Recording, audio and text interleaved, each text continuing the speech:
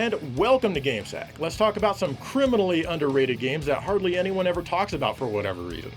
On Twitter, I asked you what games you thought were underrated, and I got like 500 answers in the first 6 hours or so. Of course, I can't cover those all in a single episode, so I'm gonna really milk this idea. Anyway, some of these games were already pricey before I'm talking about them, so I don't want to hear anyone blaming me. If anything, hopefully this raises awareness of these games' existence so that maybe they can be included in future compilations or virtual console type of deal so everyone can play them far more easily than they can today. The first game I want to talk about was only released digitally, and I've mentioned it in that context before, but you all need to play this more. Hardcore Uprising. How about Hardcore Uprising on the PlayStation 3 and Xbox 360? The first thing you should know is that this is a Contra game and it takes place 20 years before the original Contra in the official timeline. It was developed by Arc System Works, whom you may know from the Guilty Gear games. And if you're familiar with them, you'll recognize the really clean cartoon look of all the characters in the game. Everything is animated like a cartoon, or an anime as they call them in Japan, but they're still cartoons. Oh, I wonder how many of you are warming up your keyboards in anger right now. Anyway, it's the signature look from Arc System Works, and it runs in a native 1080p and at 60 frames per second. As far as the gameplay goes, it's an evolution of the classic Contra formula. Yeah, it's a run and gun, but it's not as basic as the original games. You choose your character in the beginning and you can eventually unlock 2 more. At first, it feels pretty tough. You might not even make it to the end of the first stage. You have a life bar like in the Japanese version of Contra Hardcore on the Mega Drive. You can carry and switch between 2 different weapons and lock your direction while moving or standing still. But here's the thing. Each time you play, you earn CP, and you can use this CP to unlock abilities in the shop. There are tons upon tons of things to unlock here. I absolutely love this. It really keeps me playing. In fact, I've spent more time playing this than probably all other Contra games combined. You can even get stuff like a triple jump and the ability to deflect bullets and lots of other things. It gives me a reason to keep playing, and yes, it can be a little grindy, but honestly, I don't mind. You can pretty much plow through the game once you've purchased everything for a character, but by then, believe me, you've earned it. And it's still no quick task to get through the game, even when you're totally powered up. Fortunately, you can select from any stage you've beaten so far if you don't want to start from the very beginning. Everything about this game is amazing, including the hard rock and music.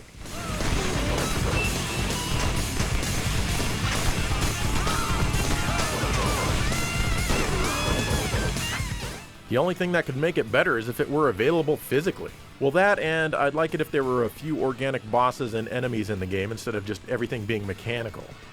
I think the reason this game gets no recognition is because it doesn't have Contra in the title. I guess they wanted it to fly under the radar and be relatively unknown.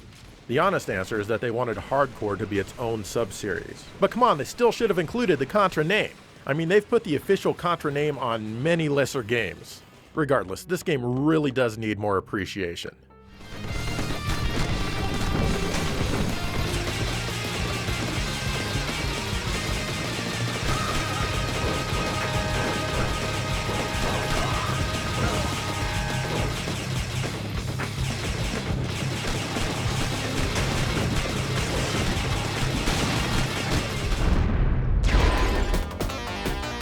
This is Mystical Fighter for the Genesis, which was developed by Kid and published by DreamWorks.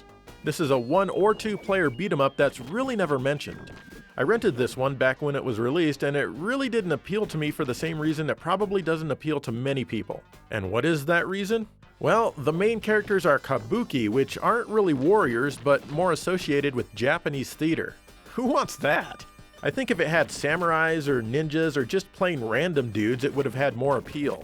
Anyway, it takes place in feudal Japan, and you beat up several different kinds of enemies along the way. You have an attack and a jump button, and you can pull off a few different moves. There's a scroll that you can collect, which will give you a special attack by pressing the 3rd button. Similar to Golden Axe, the more scrolls you have, the more powerful your attack, though they're never visually that impressive. In fact, that can be said for most of the game, though it certainly isn't ugly by any means. It just doesn't go out of its way to be anything special. As far as the gameplay goes, it's pretty smooth and definitely fun. Pulling off your moves is usually easy to do, and beating up the enemies feels good. I really like grabbing my enemies by their feet and spinning them around before tossing them away. Be careful though, because the longer you hold them, the more your life will go down. I also like running and sliding into my enemies, which knocks them on their futile ass. And it's fun to grab enemies, jump in the air, and then slam them down to the ground. I tend to lose most of my lives by falling off of an edge, and the game makes sure you fight by lots of edges. But don't forget that you can also toss your enemies off of those same edges. There are items that you can collect which will restore some of your life and even give you a limited special weapon. The levels never feel too long or too short. However, the game itself can feel a touch short with only 5 levels.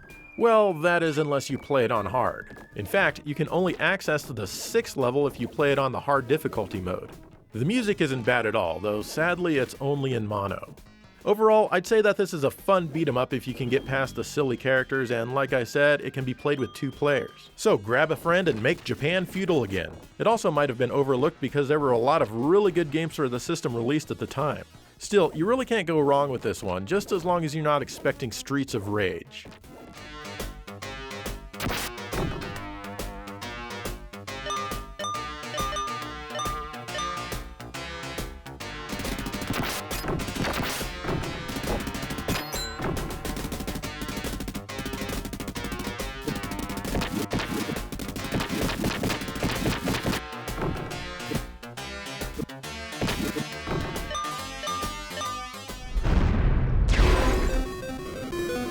Another game that suffers from a similar identity crisis is Kabuki Quantum Fighter from HAL for the NES. Basically, your brain has been scanned into the computer or something and you end up as a fancy kabuki because your great-great-grandfather was one. That's really the only reason for the kabuki-ness in this game. Well, actually, the Japanese version is meant to promote a film called Zaipang which had kabukis, and they kept all of the character graphics here. Nonetheless, you are a kabuki and therefore you have zero appeal to Western audiences. This is a side-scrolling action platformer where you can attack with your kabuki hair. If you crouch, you can do a kabuki punch. You can also select from different kabuki weapons with the select button, similar to the first Batman game on the system. As long as you have some kabuki chips in your kabuki chip meter, you can use them. After most stages, a new kabuki weapon will be added to your arsenal that's more powerful, but they eat up more kabuki chips each time you use them. Lastly, you can climb some walls and ceilings as well as hang and jump from certain objects. In fact, you'll be doing a lot of this, so take the time to absolutely master it, because this game wants you to fail. It requires very precise platforming skills. In fact, precise platforming and timing is basically all that Stage 3 is. I really like it, except for these dumb ice blocks here and there. You've got to be good, and really, I recommend playing on a CRT if you can, because lag isn't going to help you here. Even the bosses can be tough, as their patterns are somewhat difficult to learn sometimes. Well, actually, the last boss was easier than I expected. The stages usually aren't very long, and overall the graphics and sound are average. There's certainly nothing bad here though. But you're gonna have to practice to get far, that's for sure. How far can you get?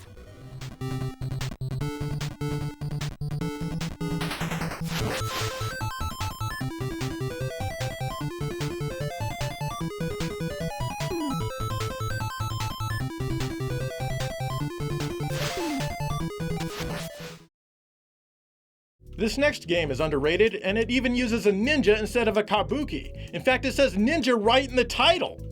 Even among owners of this console, this game isn't highly regarded, but that's because it's barely even regarded at all.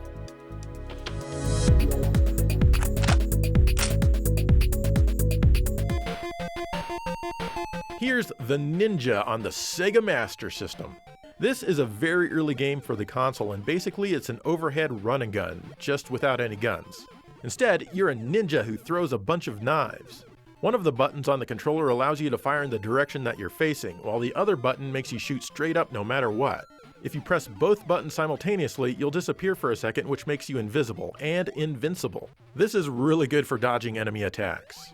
If you get a red scroll, the music changes to become more exciting, and now you're throwing bigger stars, or pinwheel darts as the manual calls them. This is a much more powerful attack. The blue scrolls will increase your running speed. There are also 5 green scrolls that will need to be collected in order to find the last level, so always be on the lookout for these and shoot everywhere so that they appear. At the end of each stage is a boss fight. The bosses are usually the same dude, and he's really easy to beat. This game is actually based on an arcade game called Sega Ninja, or sometimes even Ninja Princess, which featured a female protagonist. There are also a lot more items to collect in the arcade version, though most are just for points. When porting the game home, they didn't just change the main character's gender, but also the music and some parts of the levels, though it's mostly intact otherwise. When I first rented this game back in 1988 or so, I didn't think much of it. It was a really difficult game for me and I couldn't get very far at all. It was okay at best, I thought. Then, maybe a decade or two later, I hear a couple of friends online talk about how much they loved this game. That surprised me, so I decided to revisit it. I'm much better playing video games these days than I ever was as a teenager. And I can mostly walk through this game now, but it still offers a challenge in spots, especially trying to find all of the green scrolls. My opinion about the game has changed. I really love it. It's definitely very fun. Oh, and if you're not playing the Japanese version of the game, you're playing the GIMPed version. The Japanese version has a couple of extra levels which were cut from the international release, likely because they wanted to decrease the cost of the cartridge. Don't get me wrong, there's still a lot of levels in the international version. I think this game would have been more popular if it had a better name. The Ninja is a name you'd expect a game for the Atari 2600 or 7800 to have. It's super generic. But seriously, try it out. The game itself is not generic.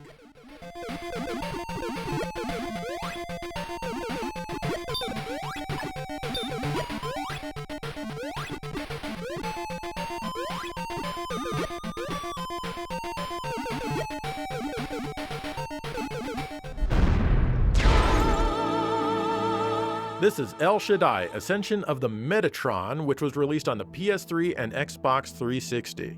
This is a hack-and-slash style action game mostly. It's got flavors of God of War and even a super small dash of Devil May Cry. Story-wise, it's kind of the opposite of Dante's Inferno. You're on a mission to bring the fallen angels back to heaven. As you take damage, you lose your armor, but of course there are power-ups to help you get it back. If you die, you can tap the jump and attack buttons together quickly to revive. You can also absorb red flamey things. According to the game, these help raise your abilities. You have 3 different weapons you can use. You can steal them from enemies after delivering enough damage to stun them for a bit, or you can get them from certain icons here and there. The first is a blade type of weapon called the Arch. This is probably my favorite one to use since it's so fun.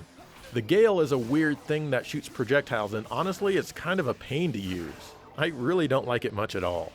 The last one is called Veil, which is more of a melee type punching attack, and it's super strong. Of course, each weapon has its advantages against certain types of enemies. There are plenty of different moves that you can do with each weapon as well. This is one of those games where you need to wait for the animation to finish before you can do anything else. It's one of the calling cards of this particular generation of games, I think, though certainly not the only one which has this issue. The enemies have this issue as well, so it can be tough to escape their attacks if you're caught in one of their animations. It doesn't bring the game down much, and it's still extremely fun to play. It's also really confusing at times. Like here, it's showing the credits, but I'm supposed to be fighting my way to the right. It took me a little bit to actually figure this out. And as you've likely already noticed, the game's visuals are absolutely outstanding. The stylistic design is second to none, and at no point does the game ever look boring or average. There are lots of 2D segments interspersed throughout, and even these are a sight to behold. There's an amazing use of color, and it's just all around very well done. The music and sound are also done well, with lots of choirs and the like.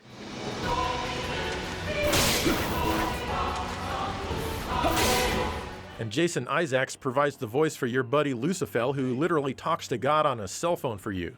Yeah, we got ourselves a situation. We just gotta trust him. Okay, talk to you later. The game itself can get a touch repetitive, but I always found myself wanting to get further and further just to see what the next area looks like. I'd really like to see this game remade with 4K visuals running at 60 frames per second on the PlayStation 5 or the Xbox 2Y or whatever they end up calling it. I think a lot of the reason this game isn't spoken of very much is its name. A title like El Shaddai, Ascension of Metatron isn't exactly something that'll stick in your memory. I don't even know why it has a subtitle. That only serves to cause more confusion. It was originally going to be called Angelic, which I feel is a better name. Not the best name, but definitely a better name. Oh well, it doesn't matter now and there's nothing we can do about it. Just be sure to check this crazy game out. You could clear this in 7 hours, if you're good enough.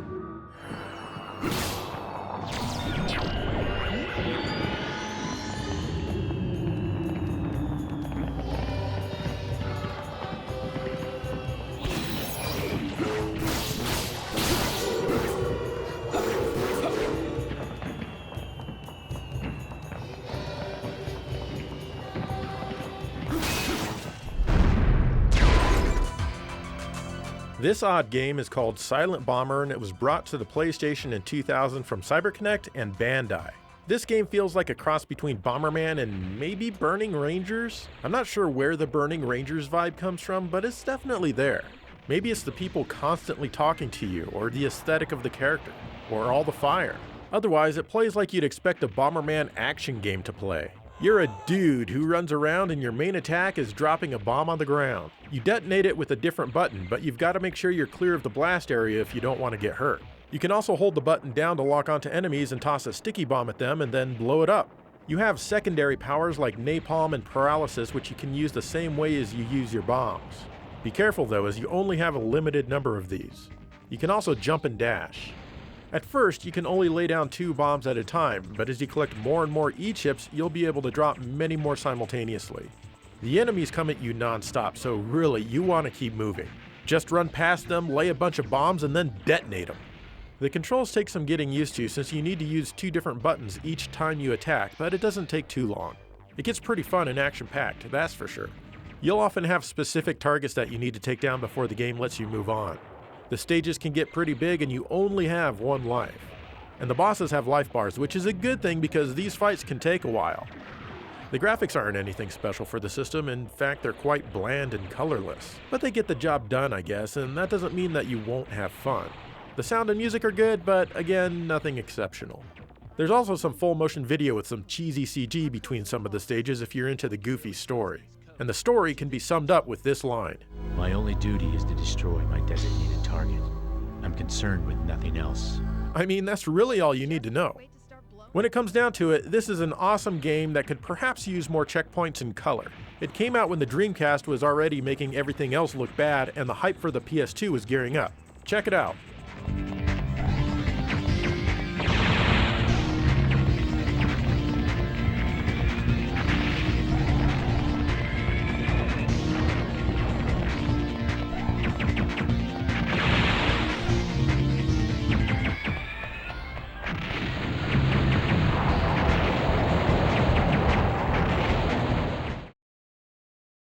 Okay, I don't even know how to seg into the next game. It's incredibly overlooked. I mean, I own it, but I often forget that it even exists. But if you give it a chance, it's pretty fun. And another one of the games that are in this upcoming segment, I initially didn't care much for, but now I really like it. So check it out! Why the hell did I do that?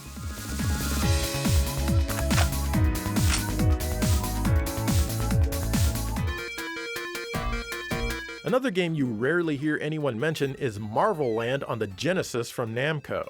Basically, you're a strange little dude who's trying to save the amusement park from the Mole King. You're also trying to rescue the 4 fairies who protect the park. Needless to say, almost this entire game takes place in an amusement park. You jump around and you can defeat most enemies by landing on top of them. However, there are treasure chests with power-ups that you can get.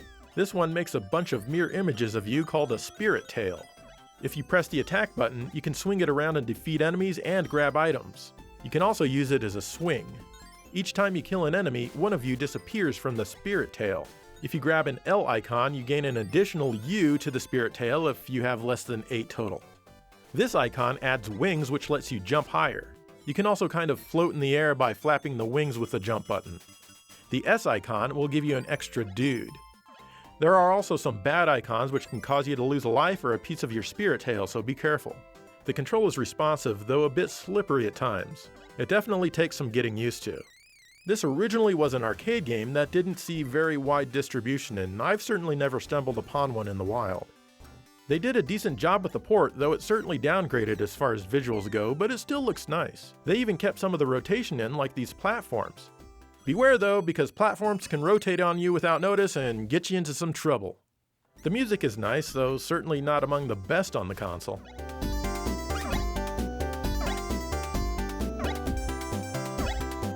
Memorization is key here, and fortunately you have unlimited continues as well as a password. It's easy to keep trying and trying until you get it right, if you have the patience. There are 4 worlds with 7 stages each, not counting the bosses. In many stages, you can find warps to other stages or even different places in the same round. These can be essential sometimes, so be sure to remember where the best ones are. The boss stages are all unique and don't feature a typical battle. Instead, you need to play their little mini-game. I like the bonus stages after you beat a boss since they feature a bunch of characters from different Namco games. If you're up for the challenge, I definitely recommend this one.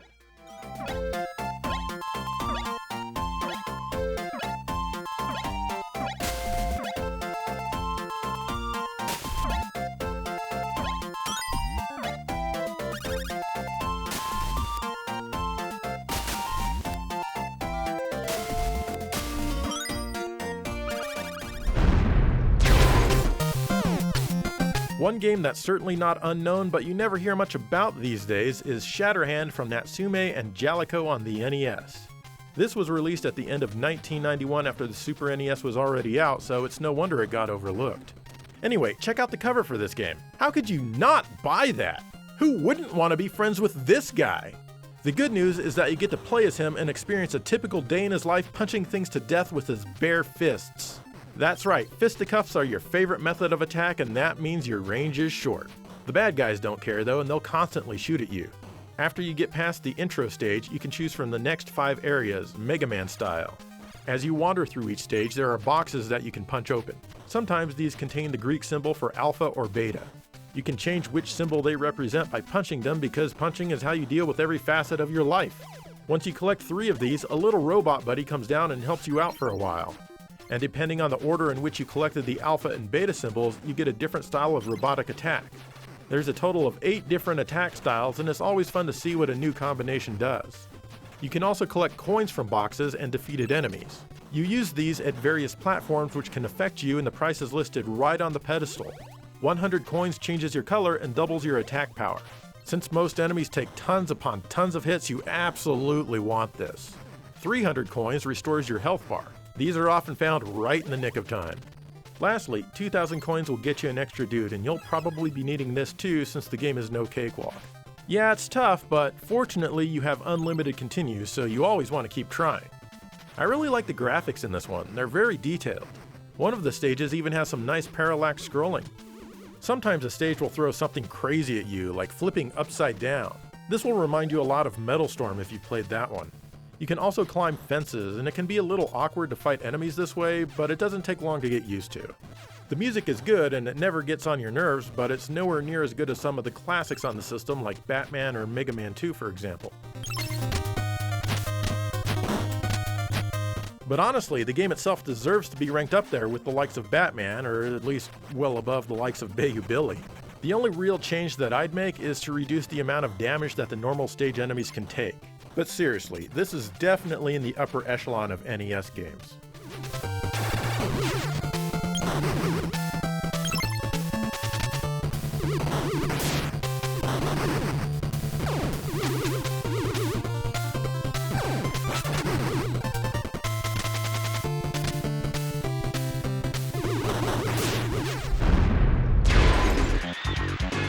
Finally is Super Adventure Island 2 from Hudson on the Super Nintendo. I imagine that this one gets overlooked mainly because it's radically different than all the other Adventure Island games. In fact, this one feels like Hudson was going for a Monster World type of approach. A lot of people are put off when they first try it, and I admit I was one of those people. But at the urging of some viewers, I've revisited it, and you know what? It really is worth playing. Basically, you're honeymooning with your wife whom you just rescued from the first Super Adventure Island game. Suddenly, a storm happens. You both lose your memories and wash up in different places. She gets kidnapped and, yeah, once again you have to rescue her. This one is kind of RPG-ish with money to collect and even random battles. There's an overworld where you make your way to new islands on a raft. This is where the random battles happen. You don't have any experience to gain, just coins and potions to collect. Sometimes a random battle won't even yield any tangible results. Honestly, the random battles don't really do much for the game, but at least they're super quick. There are plenty of places to visit on the map, ranging from entire islands to single rooms. You'll eventually find and be able to equip weapons and armor. Each island stage is large and very cryptic, needing you to eventually gain an ability or move a switch to proceed. As you may know, I don't really care for puzzle platformers, but I don't really consider this to be in that genre. It doesn't overdo it to death like the recent Monster Boy does. It's just right and not annoying at all. The toughest thing is remembering where these places you previously couldn't get to were because you'll need to do some backtracking. The action is fun and responsive. The biggest issue is that the enemies respawn once their initial place gets even a pixel off the screen, but it's never overwhelming or anything. The visuals are done quite well, with plenty of nice colors. Even the music is great in both composition and sound quality. Highly listenable stuff here that doesn't overuse reverb or sound muffled in the least.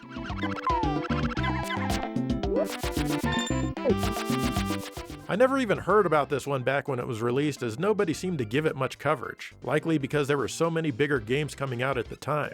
Overall, I'm glad I tried this game again, and you should check it out for yourself.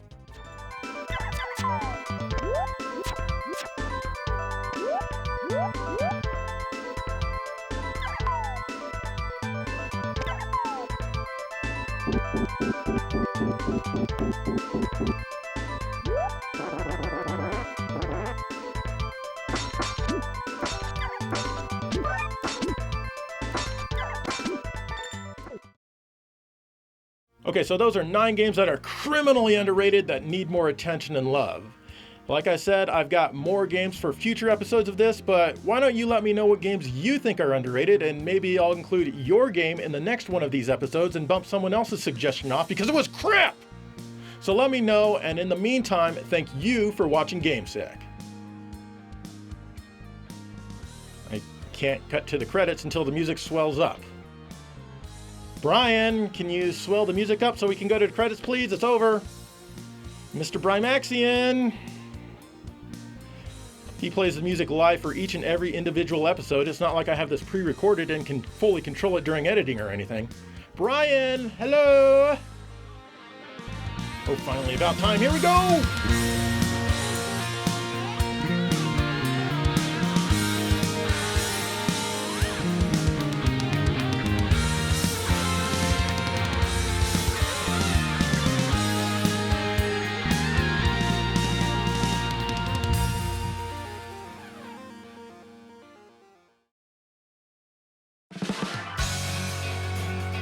A couple of people recommended Tube Slider on the GameCube as a criminally underrated game. Well, I doubt it's criminally underrated. In fact, I bet it's justifiably rated. Let's find out together. Tube Slider. Let me just slide this into the GameCube's tube and get this going.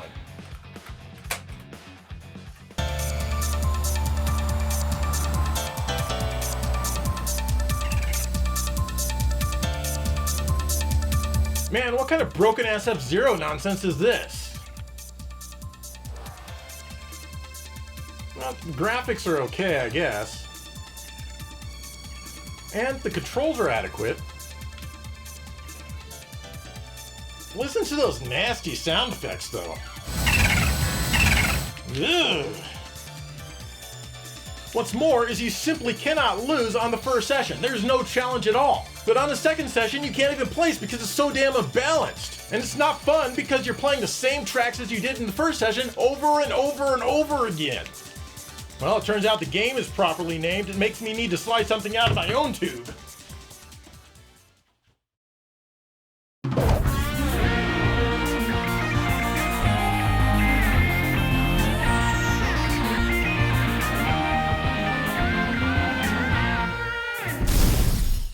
Hello and welcome to GameSack. Let's take a look at some more games that generally don't get a lot of attention or appreciation.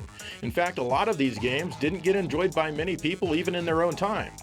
Let's start out with a game that usually goes for over $200, so get your wallets ready, or at least your SD card or emulator.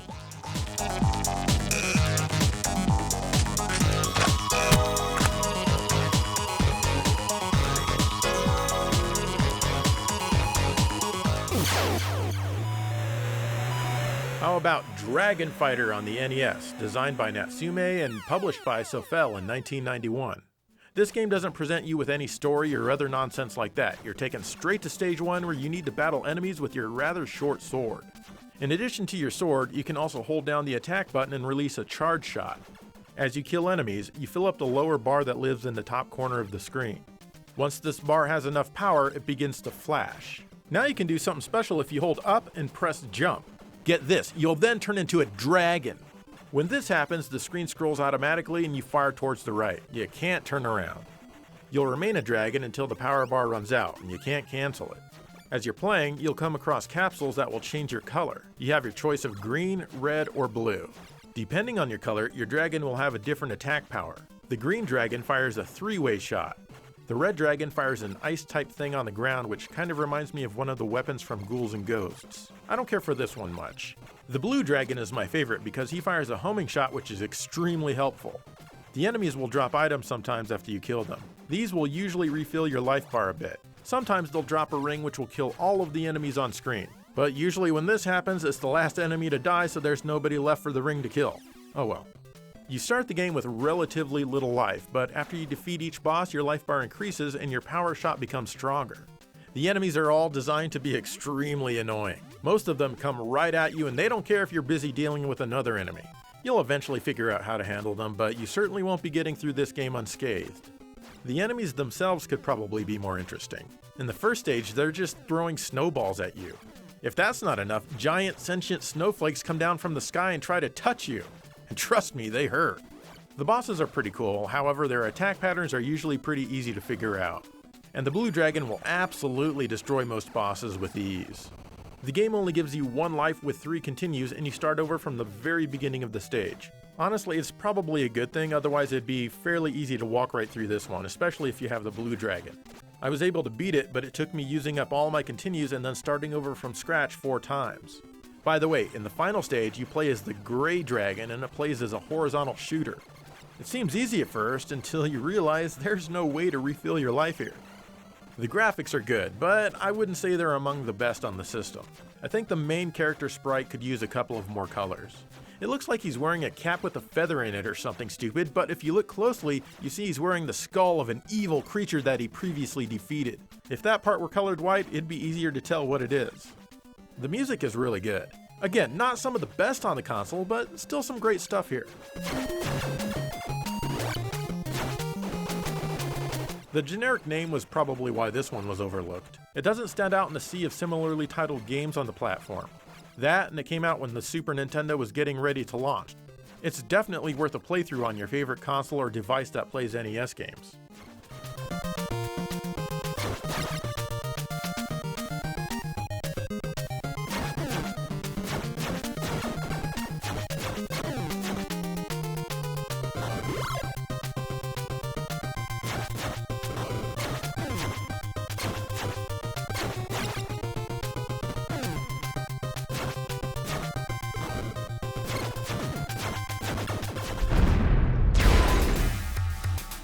Did you ever play Two Crude Dudes released by Data East on the Genesis in 1992? I know it says 1991 on the title screen, but it actually didn't get distributed on home consoles until 1992. This beat 'em up is a spiritual successor to Bad Dudes. Anyway, several nukes have gone off destroying New York City, and of course that means the government needs you to fight off some street gangs. So how about it? Are you a crude enough dude to save New York City? On the surface, it's a lot like Bad Dudes. It plays on a 2D plane and you can attack, jump, and move between different levels on the screen. But this game is far more advanced than Bad Dudes was, with a lot more power and skilled programming. What does that mean? Well, basically it means you can pick stuff up now. You can pick up tons of different things and even throw them to cause massive damage to your enemies. Hell, you can even pick up the enemies themselves. This is a great way to knock off a lot of their energy. This game even has an exciting 2-player mode for you and your second best friend to enjoy. But watch out, because you can pick each other up as well. So yeah, the gameplay is pretty basic. Just keep killing the enemies and press on. As you'd expect, you'll have to kill a boss as well. In fact, the mini-bosses and the boss are the only enemies with life bars. It's kind of weird too, because you'll fight regular enemies with no life bars, and then later in that same stage, that same enemy is there again with a life bar. I guess he's a mini-boss now. Between the stages is a bonus round where you beat up a vending machine to restore your life with delicious cola. This is proof that cola or soda or whatever you want to call it qualifies as a health food. I mean, if it's not, why the hell does his life go up when I drink it? You just can't argue with facts. There's an occasional vending machine during the stages, but it can be tough to drink anything because you're completely vulnerable when you do. There's not a huge variety of enemies here sadly, but even so, it doesn't feel too repetitive.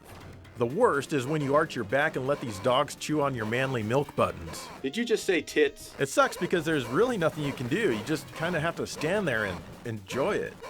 This is based on the arcade game, which is sometimes known as Crude Buster or Too Crude outside of North America. Sadly, the graphics took a huge hit during the conversion, as at this time games with 8 negative power were as big as you'd get until the second half of the year when Street Fighter II came to the Super NES with 16 megs. I think this game would probably look 2 or 3 times as good as it currently does if it were released 2 years later as a 16 or 20 meg game. Stupid Data East. At least the music converted over from the arcade by Hitoshi Sakimoto sounds really beefy, though he didn't really have a lot to work with when it came to the original melodies.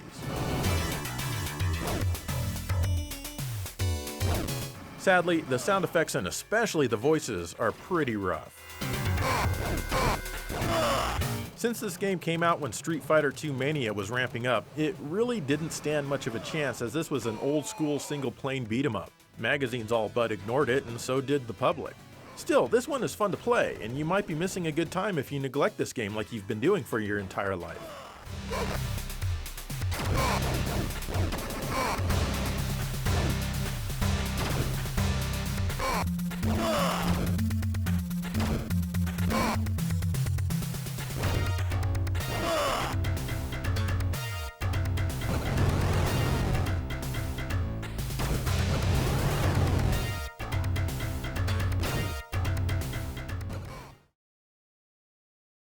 Do you absolutely love animals? I mean, do you just want to protect them with all your might, even while playing video games? Do you also hate having money? Well, hell with the mortgage. Why not pick up this next game instead?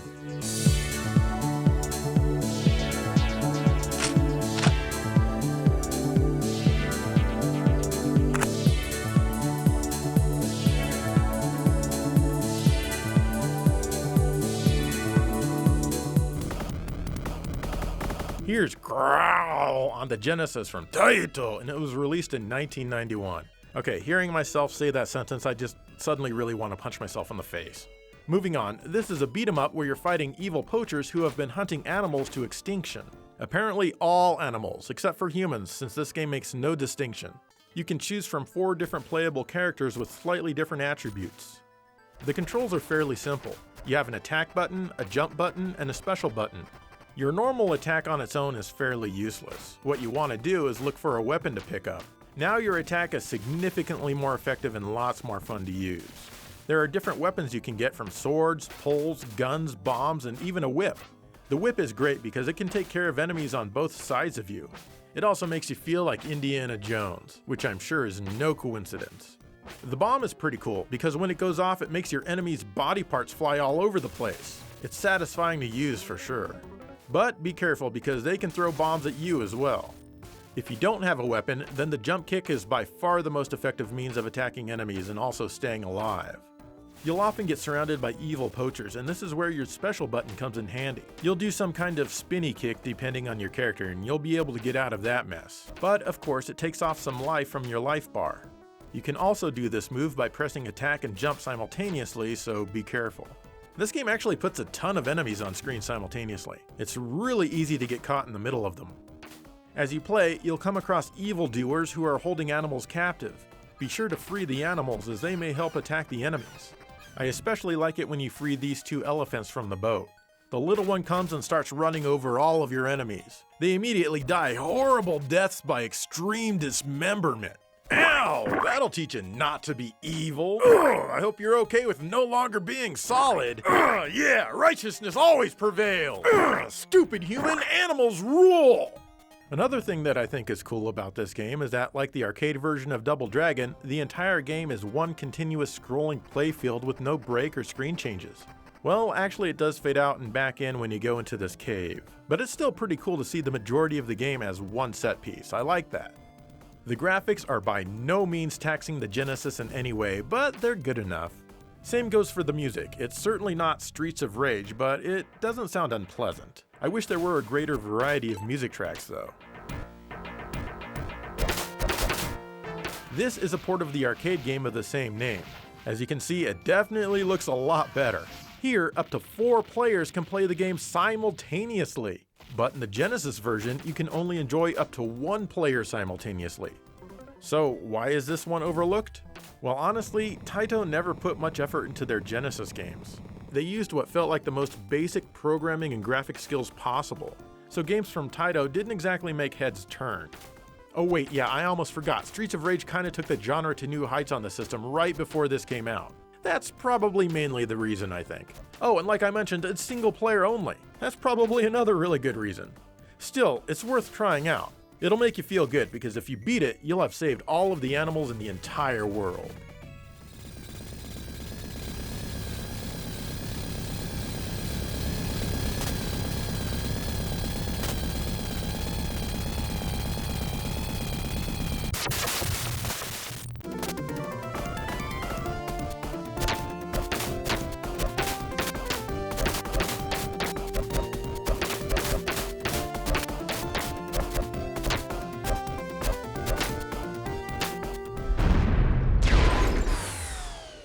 This is Sub-Rebellion on the PlayStation 2 from IREM, which was released in 2002. In this one, you play as a single submarine which has the low-pressure burden of saving the entire world from evil. This is funny because IREM also published In the Hunt in 1993, which featured a similar premise. And everyone knows that this game was called In the Hunt because The Hunt for Red October was a very popular book and movie. This is basically a spiritual follow-up which needs you to deal with lots and lots more buttons, which of course means it's way more fun. Seriously though, getting the hang of the controls here is gonna take you a few minutes. L1 and L2 control your forward and backwards movements. R1 and R2 control your ballast, which makes you rise or sink. The circle button will let you surface and skim around in certain stages, attacking land and air-based enemies. The left stick controls your movement direction, while the right stick controls the camera. The square button fires a rapid shot if you keep tapping it, but if you hold it, you can lock on your missiles to a target. Don't worry, you have an unlimited amount of missiles, which quite honestly surprises me because this game is tough.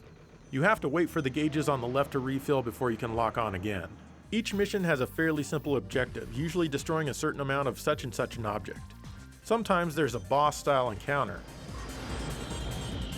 Between missions, you can buy some really expensive stuff for your submarine, like the ability to lock onto more targets at once. So not only do you have to save the entire world by yourself, they're charging you big bucks to do it too. Seriously though, once you get the hang of it, this game is really fun. I think the biggest issue is that there are things above and below the water attacking you at all times, and it's tough to keep track of where everything is, much less actually deal with it.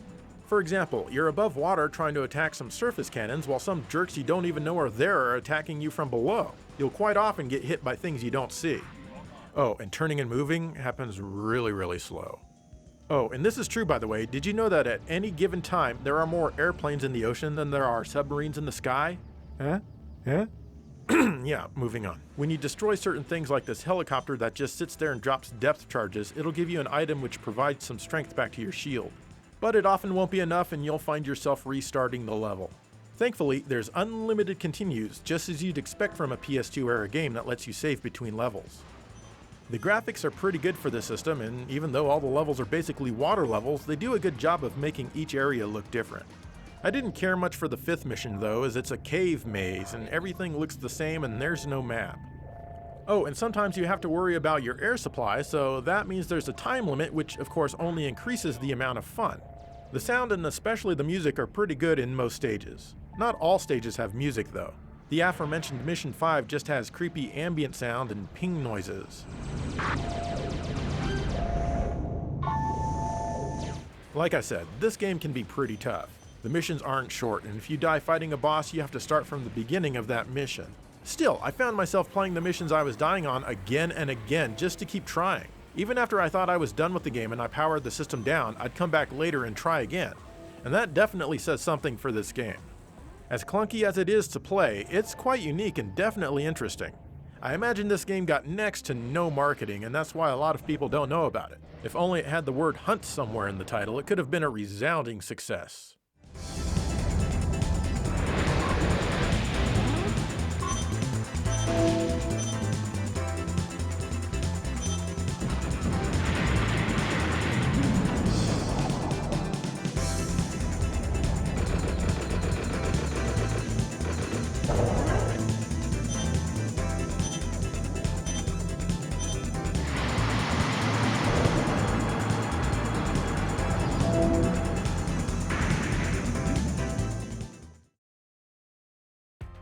So by watching this episode, you've learned about the existence of a few overlooked games. In fact, you may think you know about the existence of every single game ever made. Nope. How could you? I've still got 2 games left to show you.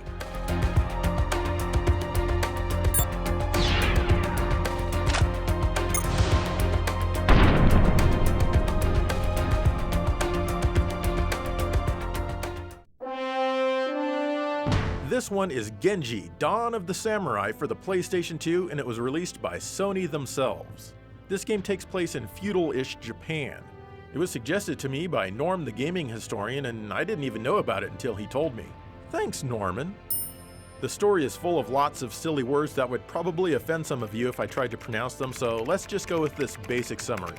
You're a dude from a clan who is trying to defeat the big evil Empire clan.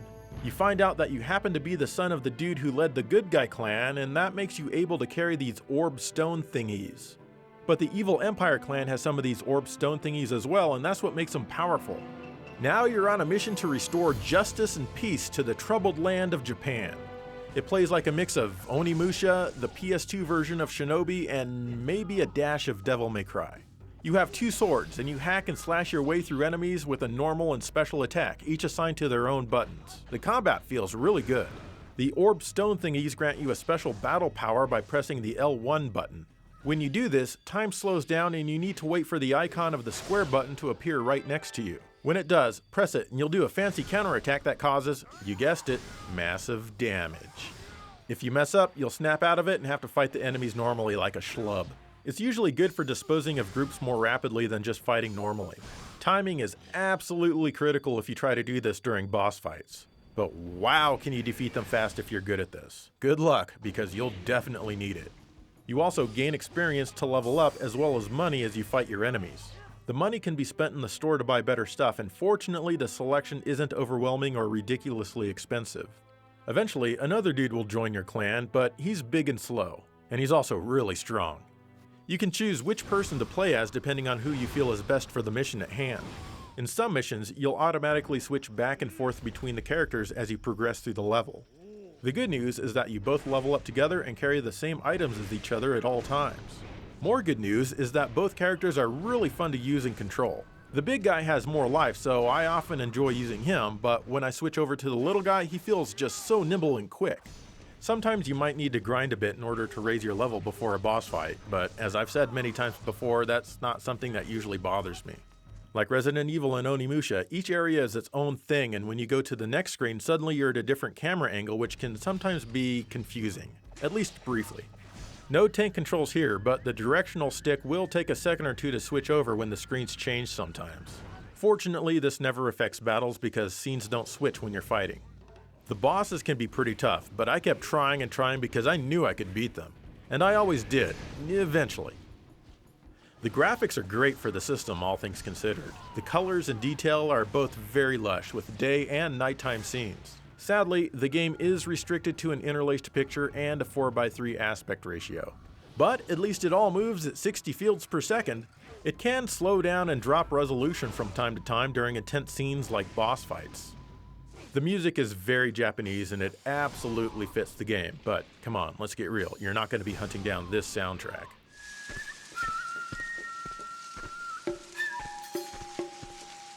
The sound is presented in Pro Logic 2, but there's a Dolby Digital mode where the pre-rendered cutscenes play with some cool 5.1 surround sound. I think the main reason this one gets overlooked is that although it's based on feudal Japan, there are no giant enemy crabs. Oh well, check it out anyway, because this one is actually really fun. I'm definitely glad I did.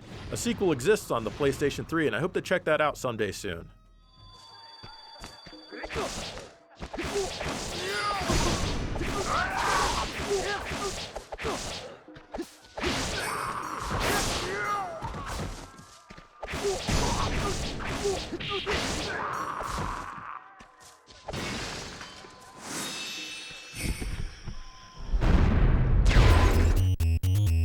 A lot of people know about Spy Hunter from Sunsoft on the NES.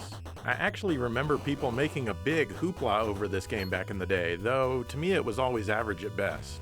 It was originally a Bally Midway arcade game, and Sunsoft did a decent port, I suppose. I remember people making a really big deal about the Peter Gunn theme like it was an amazing thing to be in a video game.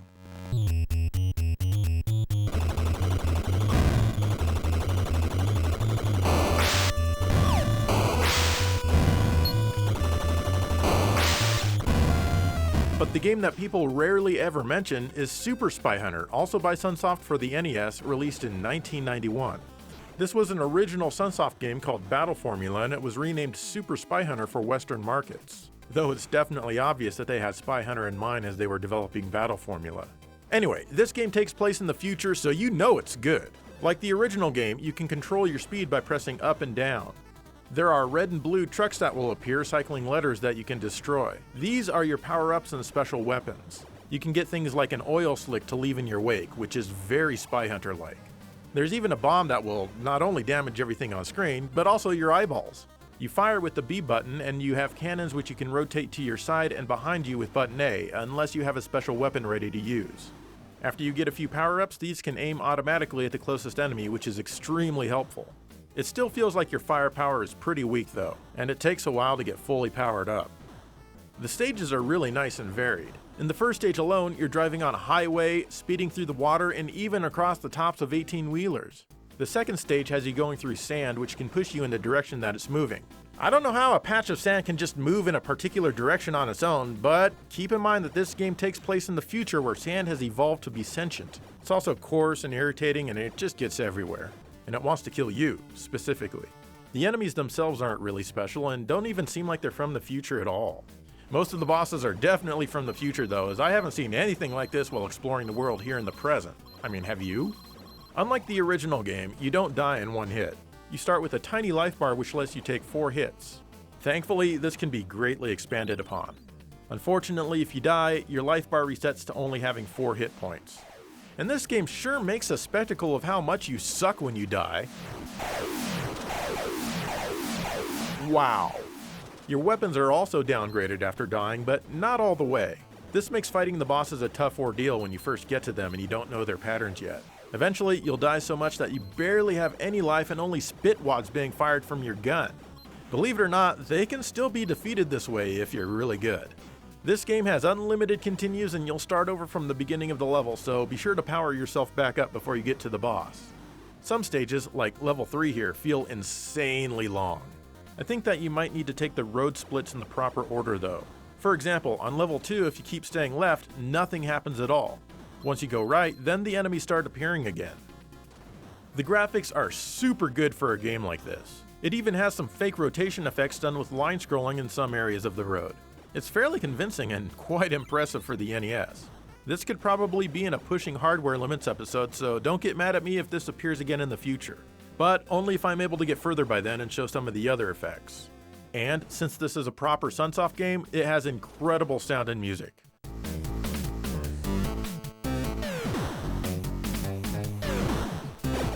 Sunsoft lost their way in the middle of the 16-bit era when they farmed their games out to Western developers, but when this one came out, they still had what it took. This game is tough, and it will require some investment in the form of time and skill to complete. Since the 16-bit platforms were the talk of the town back when this was released, it's not surprising that it didn't get much attention. This game is leagues better than the first Spy Hunter, so be sure to check it out.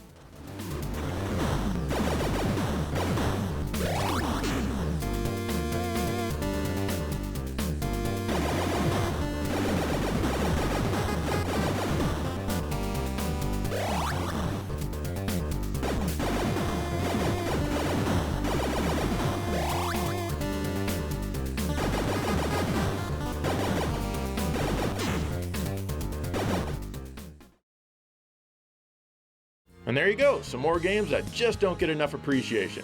A lot of you did suggest games, but some of those I'm totally happy with them continuing to be overlooked forever because yeesh. But please keep suggesting games because there are a lot of truly good ones out there. And if you have any suggestions, let me know. In the meantime, thank you for watching GameSack.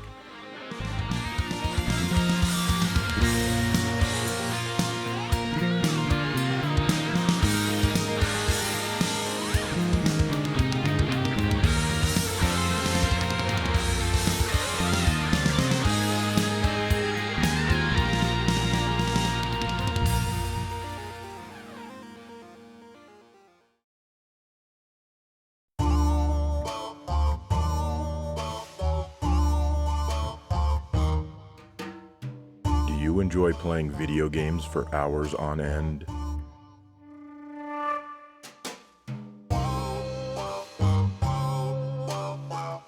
but it doesn't take long before you have numb thumb.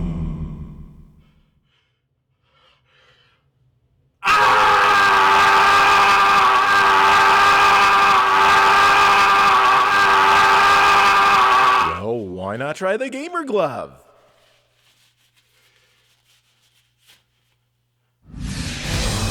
It's lightly cushioned to protect your thumb so you can get further in your favorite games.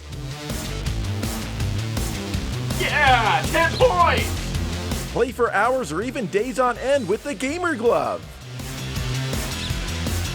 All right, a new high score! It's the edge that you need. And the cool thing is it doesn't just work with Sega. I can get 100 points on Nintendo too. If you're not using the gamer glove, you're not truly playing. Yeah! If you're not using the gamer glove, you're not truly playing video games.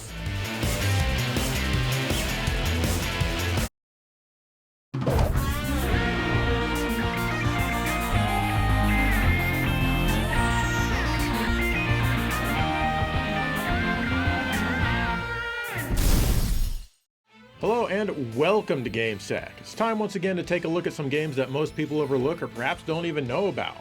And all of these games in this episode are definitely worth a closer look because at the very least, they're interesting. And some of these games were suggested by you guys because I, like everyone else, have games that I sometimes overlook for whatever reason. Anyway, let's start off with one that wasn't even released in North America.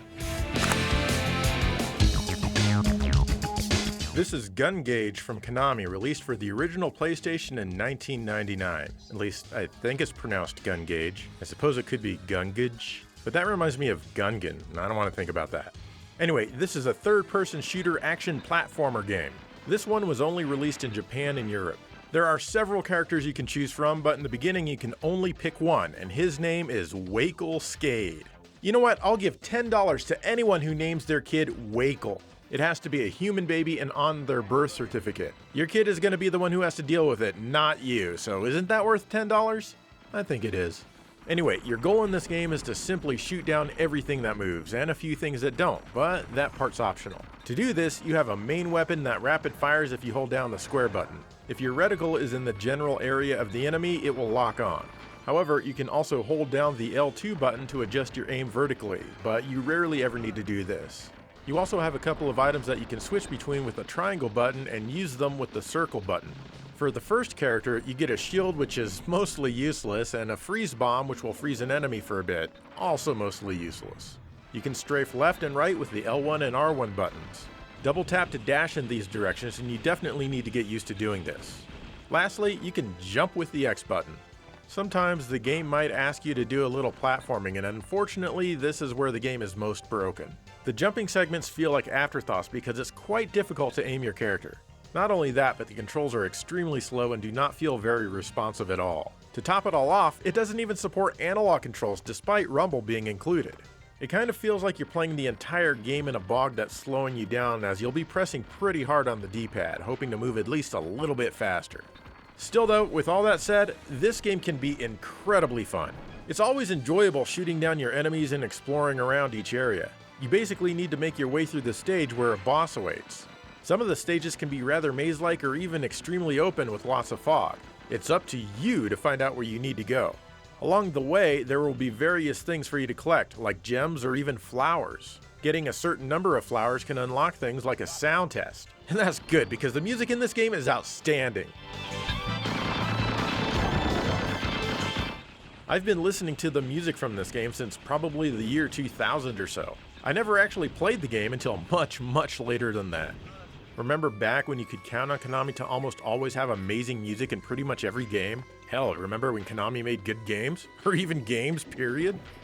This title can seem pretty tough the first time you encounter a new boss or a level. Fortunately, you have unlimited continues, so you have plenty of time to figure things out. One of the toughest times I had was in this desert where it drops you in the middle of a bunch of tanks that are all trying to kill you any way they can. Your life bar generally can't take a lot of punishment, and these tanks are always on your ass, no matter what you do. Of course, I eventually got past it. Unfortunately, the graphics seem extremely rough, even for the PlayStation. Everything is blocky, which is to be expected, but the warping of the textures is quite severe in this title. There's not really much complex geometry or effects here, so I was sad to see that the game tops out at 30 frames per second maximum with dips here and there. But at least the different stages have a lot of variety between them. Basically, I think that this game could have used a bit more love during development to iron out some of the minor issues here and there. Maybe if it had gotten released in North America, it would have been popular enough to warrant a sequel which could have been truly amazing. I guess sadly we'll never know. Still, play this game if you can, it's worth it.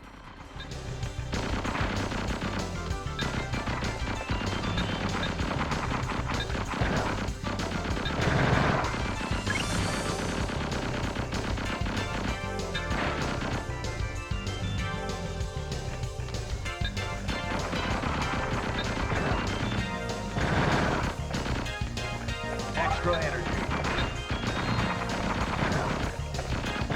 Extra energy. Next, let's check out Techromancer from Capcom for the Sega Dreamcast. This is a 3D fighting game that was originally released in the arcades in 1988 and on the Dreamcast in 2000. In this one, you choose from one of 9 mechs to control. A few of them even let you choose who the pilot actually is. The premise is fairly simple: defeat your enemy twice to win the match. However, here you're filling up your opponent's damage meter instead of depleting their life bar. Once either you or the enemy has a full damage gauge, the announcer shouts, "Extreme Impact!" and you both are reset to continue the match. Extreme impact.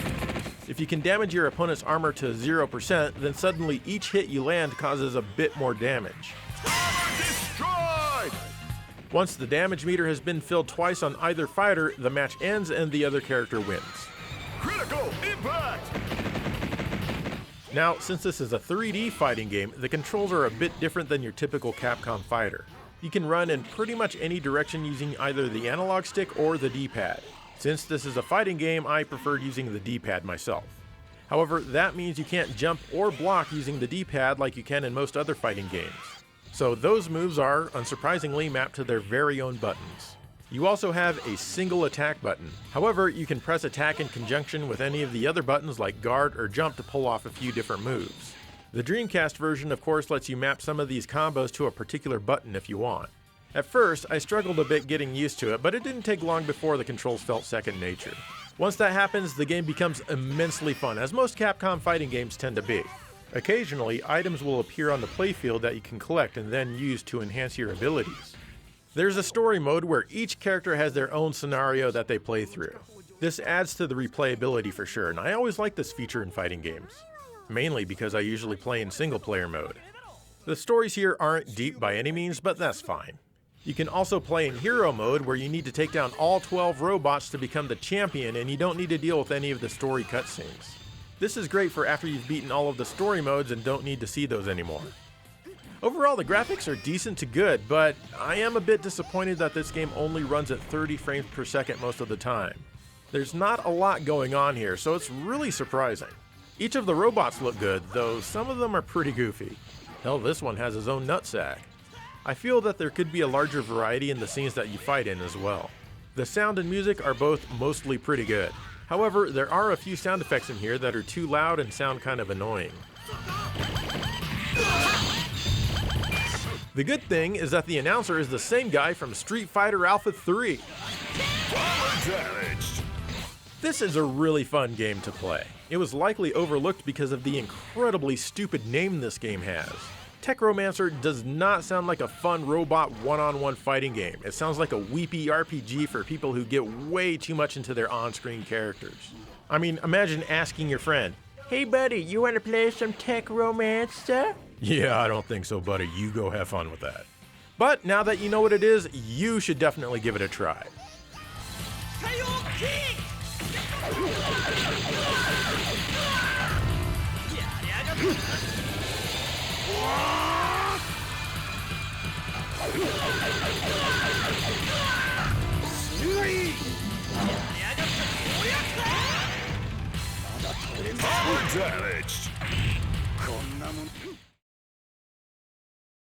I know. I've only been showing games that have polygons so far. Boo! That's not retro enough. 2D only. Well, you might like this next game then, because it's even less retro.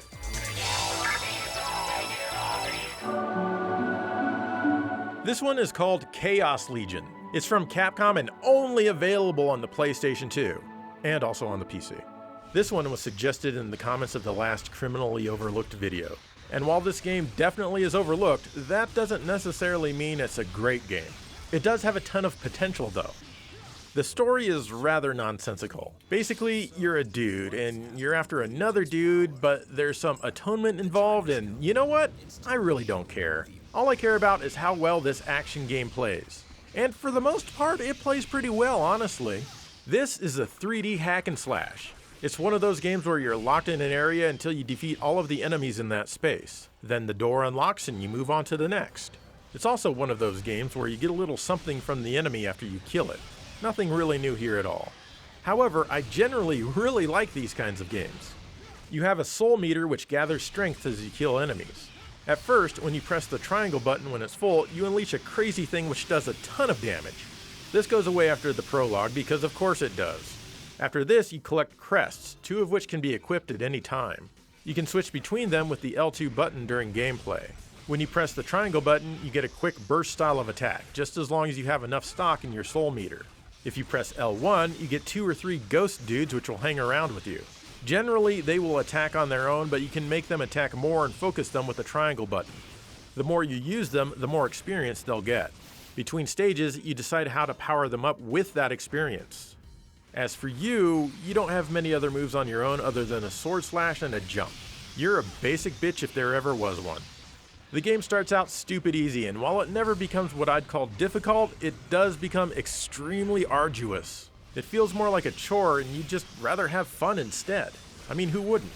Each scene is a small area that you have to pass, and even if you do, no checkpoints for you. That means if you die after playing a stage for 15 or 20 minutes, it's all the way back to the beginning, spending tons of time killing thousands of enemies all over. There really are a ton of enemies. You will not be zipping through any of the stages here. I'd honestly rather go to work, punch in, and do repetitious tasks for 8 hours than play stage 3. At least I get something from going to work. If you die in this stage, the only thing you get is wasted life that you can never get back. You could have spent that time in your life with your friends, loved ones, or even scooping cat poop. But instead, that part of your life will forever be wasted on not quite getting to the boss. If you do make it to the boss though, at least there is a checkpoint there. If you have nothing in your life outside of video games, then you might enjoy this one a little more. The storytelling is kind of funny. Here, they're talking about how a town was recently destroyed, but there are no bodies, not even a blood stain. There aren't any bodies, none at all, not even a blood stain. But then, not even 5 or 10 seconds later, they're talking about a literal blood stain in the town. Swollen blood, it says. Also, sometimes the voiceover doesn't match the text. The dark, insidious malice awaits the night. The visuals are your standard PlayStation 2 fare. They certainly aren't bad, but there's lots of grays, not much color, they're often dark, plenty of jaggies, but at least we usually get 60 fields per second. The music, on the other hand, is usually pretty good and it helps keep you excited. Unless you're replaying a stage, and then you're just going to be annoyed no matter what. If only they had spent a bit more time with the design of this one, I think we could have had a real winner. Still, I think a sequel or a remake could fix up a lot of what went wrong here. I'd like to see a less convoluted between-stage screen where you can level stuff up, more variety, and at least some checkpoints. Well, Capcom, the ball is in your court now.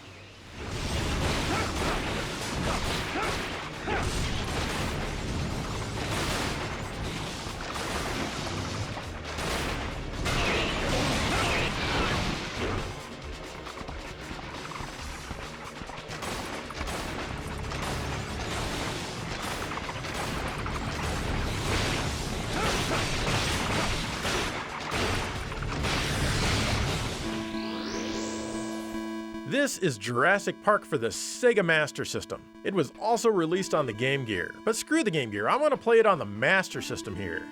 You play as Sam Neill's character, Dr. Alan Grant. Basically, the plot is the same as the movie and even the book. You fly to the island via helicopter where you're informed that many deaths are happening each day as a result of the dinosaurs who have broken through the electric fence. You also discover that it's your job to herd the dinosaurs back where they need to be in different spots throughout the island. The game lets you pick from the first 4 areas to start in. After that, you find yourself in a jeep, gunning down various dinosaurs who hurl themselves at you. You control the reticle and fire to defend the Jeep and kill the dinos. Every 100 feet or so will be a small obstacle in the road that makes your Jeep bounce. The only purpose of these is to make your reticle bounce around and prevent you from shooting for a short time. They didn't want this to be too easy. You can't shoot the things that are in the road to prevent this, you'll just have to deal with it. Once you get so far, there will be a boss dinosaur whose life you need to end. If you're able to get past this, you get out of your Jeep and hoof it the rest of the way. Now you're in your typical side-scrolling action stage. You run left and right, jump and shoot. You can also hang from any ledges by holding the jump button and pressing up. Or at least that's how I do it. You can traverse left or right with ease, just like Sam Neill did in all of the Jurassic Park movies he's been in. Basically, you're shooting the dinosaurs so that you can steal the money that they drop. Some of the lower class dinosaurs only drop coins, but the higher class ones drop full bags of money. There are several scenes in each stage to get through. Eventually, you'll encounter a boss. You may think that you get to murder him and take his money, but you'd sadly be mistaken. When you beat him, you're informed that he's been captured. Now that that stage has been cleared, you're free to choose where to go next. Each area is more or less set up in the same fashion. Honestly, sometimes I forget that I'm playing the game because I think that I'm watching the movie. If you press the convenient pause button on your Master System console, you gain access to the weapon select screen. The problem is that these other two weapons suck ass. Yeah, check this out. Why would I ever need to use this? Screw that. The graphics are generally pretty good for this system. There's lots of tile animations like ground that moves when you walk over it. There's even some nice parallax scrolling in some areas. The sound is decent for the console. The music isn't phenomenal or anything, but at least it's not annoying. Trust me when I say it could be much, much worse.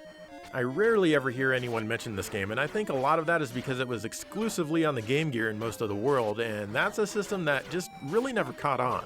The Master System version was only released in Europe, and maybe Brazil, and Australia. I'm sure you'll let me know. Also, this game was released way late in the console's life, so that's likely another reason it gets overlooked. This is definitely worth a play though, so check it out. It's about 1 billion times better than the Sega CD Jurassic Park game.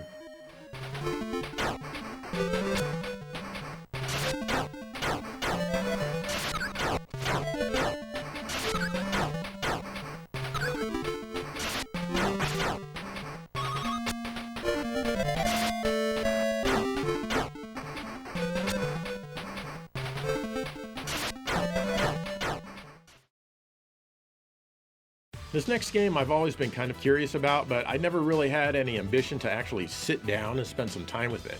Well, I did for this episode, and you know what? I'm glad I did. I like it. Elemental Gimmick Gear from Birthday is a game that seems to never get mentioned by anyone. This is an exclusive title for the Dreamcast. Before we get into it, look at this. What the hell? Why is this 9 a different font than the other 9s on the screen? Someone please explain this. Anyway, this one is an overhead action RPG game. Basically, you've been on Earth sleeping in your little pod called an Elemental Gimmick Gear, or egg. Society studies your technology while you remain asleep for over 100 more years. It turns out that you're at least 6,000 years old and nobody knows anything about you. Suddenly, some weird stuff happens which would annoy me if I tried to explain it. It's your typical Japanese RPG story stuff. That all wakes you up, and of course you have no memory. I mean, why would you? So you hop into your old egg that you were discovered in, and now you're off to save the entire world. Along the way, you hope to get your memory back. You travel around most places in your egg, but there are times where you need to hop out to proceed, usually into someone's house. You have a punch button, but it's extremely slow since he has to pull back on his arm before he launches it forward. This gives a very noticeable delay from when you press the attack button to when you actually attack. Not sure why anyone thinks this is a good idea, but I think some people do like it. Maybe it's just me, but I like to attack when I press attack. Am I in the wrong here? You can also roll up into a ball and move around this way. This drains your life for some very strange reason. This is also very slow because you need to wait for the animation to complete before you can move around, and when you're playing the game, it feels a lot slower than it does watching me play it. Anyway, you wander around attacking enemies with your extremely short reach. Enemies usually drop stuff including currency, money, and later gems to fill up your special attacks. You traverse through huge dungeons with basic puzzle-solving elements very similar to Zelda. As you can see, when you fight the basic enemies, it's done in the overhead style just like everything else. However, for boss fights, it goes into a full polygonal 3D mode. Neat, I guess, but I swear the controls feel even a bit more laggy and slow here. Anyone else notice that? There are lots of NPCs to talk to and typical RPG town stuff to do. The text draws on screen pretty slow. You can set it to fast, but it's a lie. There is no fast text anywhere here. My last major complaint would be the excessive load times going through doors or switching screens. The screen stays black for what seems like an eternity waiting for the new screen to appear. Optimized, this game is not. I read that this was originally developed for the Saturn and then got moved to the Dreamcast, so that may be why. Despite all of my nitpicks though, this is still quite an addictive game to play for some reason. In fact, I had a hard time putting this one down. It's especially fun to backtrack a little bit when you get new powers to explore new areas. You'll often see things that you can't get past yet and then wonder what you'll need to get by. The game can be frustrating sometimes because often it doesn't take many hits for you to die, and the further you get, the less life refills the enemies seem to drop. I swear, this boss took me forever because the little segments just kept coming and coming. And of course, the bosses have no life bar, so you don't know how well you're doing. Still, I had to keep trying until I got past it, which of course I did.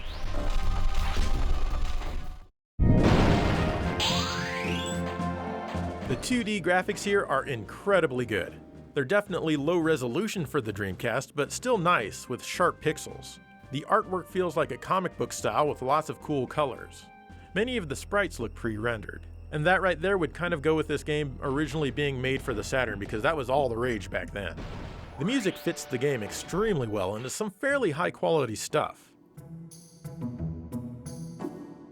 I do wish that they had tweaked the control a bit more, but otherwise this game is great. The name of the game, Elemental Gimmick Gear, is kinda dumb though.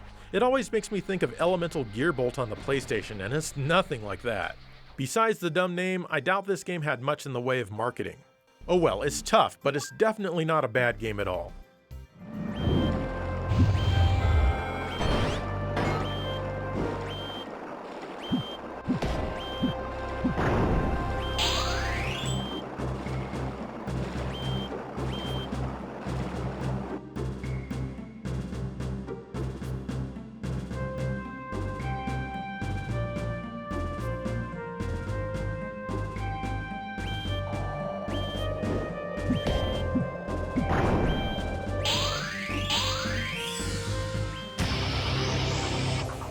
Let's check out Omega Boost on the original PlayStation, released by Sony in 1999. This one was developed by Polyphony Digital, who is probably best known for Motor Tune Grand Prix. I guess they also make something called Gran Turismo, but nobody's ever heard of that. Anyway, this is the only game that they've ever done which isn't about racing cars. Must have felt really strange for them. It reminds me of Panzer Dragoon in some ways. Let's get one thing out of the way right now, this isn't as good as Panzer Dragoon. But one of the designers of the second Panzer Dragoon game did work on this one. Obviously, the game takes place in 1946. I mean, you can just tell by looking at it. Actually, you're a dude in a mech that's traveled back in time to prevent something or other. It doesn't really matter much as the story doesn't affect the gameplay in the least. I do like that the FMV sequences have real living human beings in them. It's easy to forget that this used to be a big thing on the Sega CD, but it was kind of strange to see in the 32-bit era, especially in a game coming from Japan. Anyway, unlike Panzer Dragoon, this game isn't on rails. Honestly, this one also reminds me of a simplified Zone of the Enders before Zone of the Enders existed. Maybe that's a better comparison. You can more or less fly anywhere you want, but you can't really go far away from the action. An arrow in the lower left of the screen points in the direction that the enemies are in. It's really easy to read this instead of getting lost in 3D space like so many other games. You can press the attack button for a quick rapid burst of shots, and these work extremely well. But you can also hold the button to lock onto a bunch of targets and then release powerful lasers to wreck their lives. You have a boost button so you can boost out of the way of enemy fire. This becomes more and more important the further you get into the game. You can also hold the R1 button to stop moving and attack the enemy from where you are. This can be quite helpful in a few different situations. Lastly, you can sometimes use a bomb attack and really take a big chunk out of the enemy. This is best saved for the last boss on any given stage.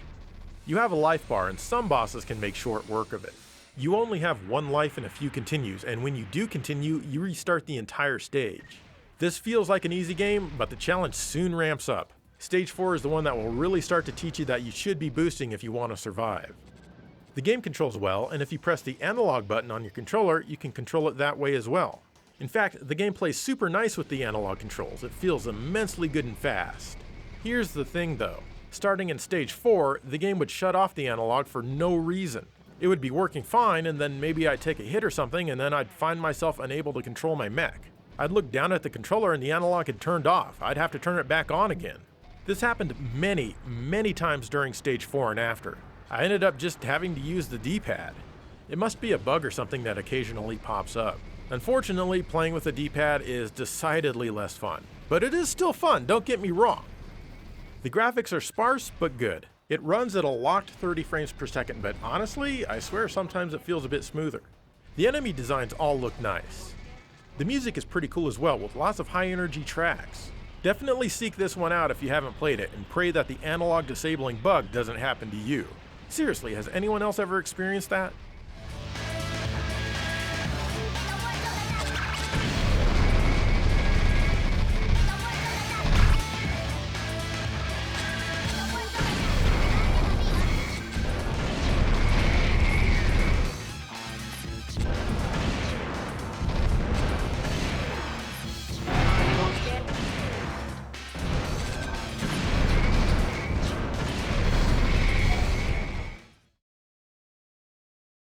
Okay, I've got 2 more games to show you for today, and this next one is for the NES. And it kind of amazes me how many NES games are still out there that I haven't gotten around to playing yet for some reason. Anyway, let's check it out.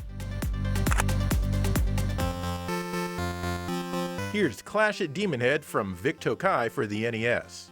I've never heard anyone talk about this game, though I do remember the ad that ran all the time in gaming magazines. This is a quest platformer if there is such a genre. Maybe non-linear action-adventure platformer is a better description. Your character is named Bang, yeah, and he's on vacation with his girlfriend. Gee, I wonder what he's doing with his girlfriend. Suddenly, he's contacted about Professor Plum. Now he's off to save the professor as well as the entire world.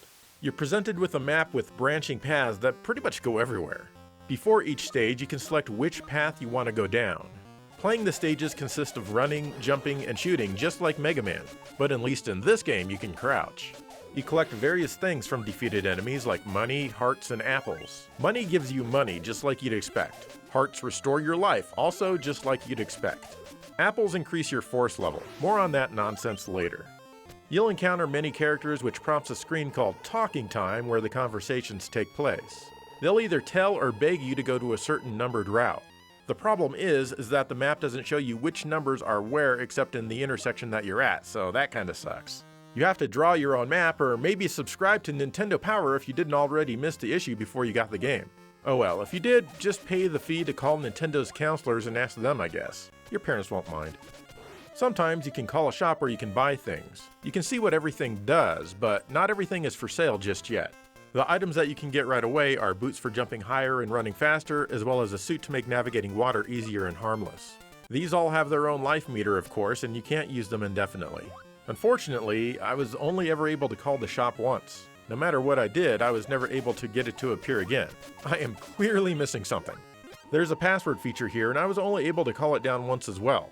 This game is extremely cryptic in that regard, like a lot of questionably designed NES games were. I suppose if I had the manual, things would probably be a lot more clear.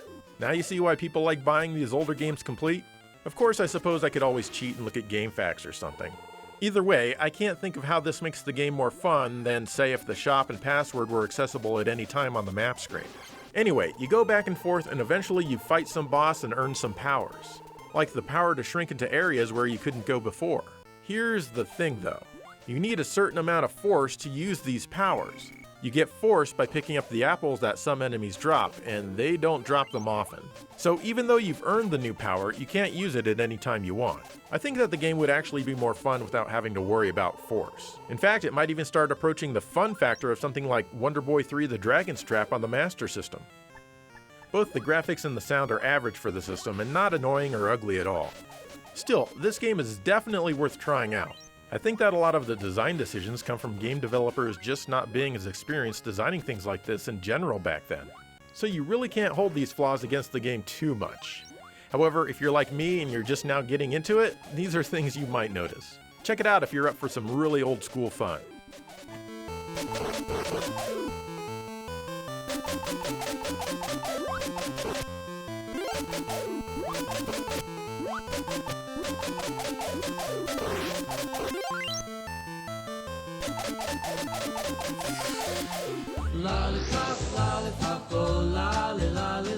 How about Stubbs the Zombie and Rebel Without a Pulse for the original Xbox, Mac, and PC?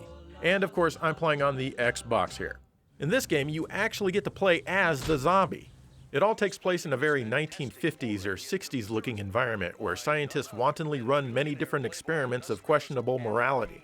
For seemingly no reason whatsoever, you suddenly crawl out of the ground and you just want to wreak some havoc and eat some brains. Brains. This is generally pretty easy to do. Just press Y if you're close enough and you'll eat some brains. After a few seconds, that person also becomes a zombie and will hunt down their own brains to eat. Soon, you'll be in control of your own zombie army, and this can be helpful since you can use them as human shields. Well, maybe not human shields. The other zombies can really help you out because cops will shoot at them as well as you. That way you don't have to take the brunt of it all. Run too far away from your pack and they'll stop helping you. You'll be fighting a lot of cops here, and you can't just walk up to them and eat their brains if they have their guns pulled. You can either get them from behind or you can attack them a few times until they weaken up enough for you to taste their delicious gray matter.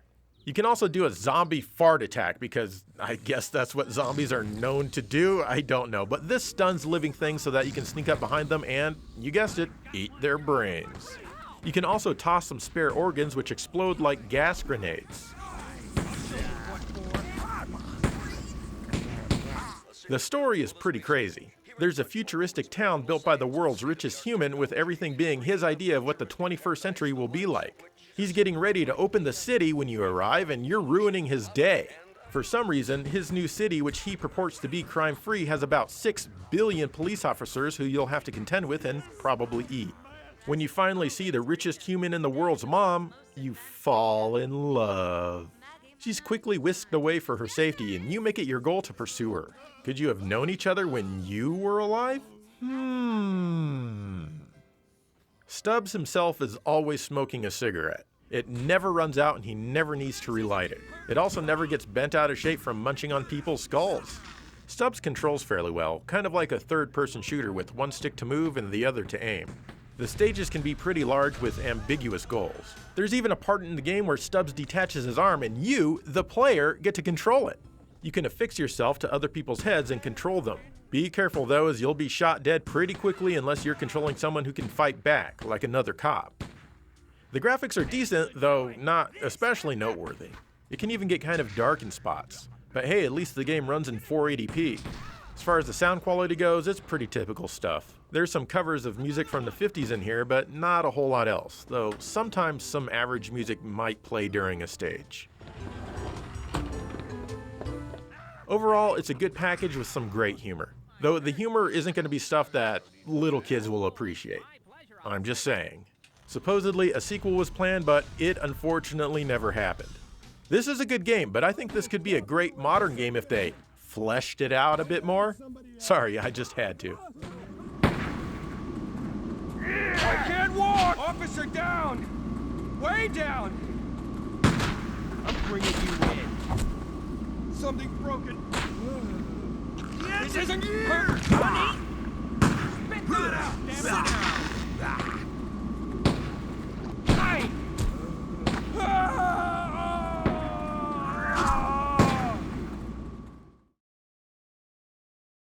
There you go. Those are some more games that you might want to check out. Now, regardless if I think they're the bee's knees or not, that doesn't mean these games should be left to obscurity. In fact, each and every one of these titles has some promising concepts at the very least. Anyway, what are some games that you think are overlooked? Let me know, and in the meantime, thank you for watching GameSack.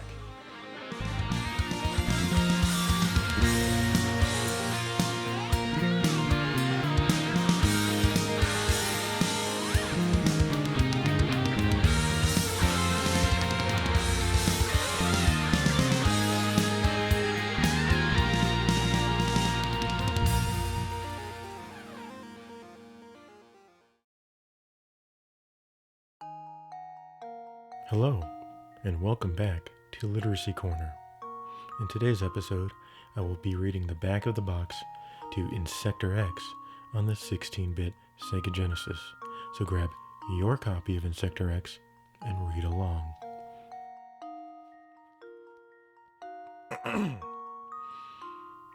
Insector X. They're gonna bug you to death. Compared to these guys, killer bees are about as scary as a butterfly. In this awesome insect empire, you've got to be a fast gun.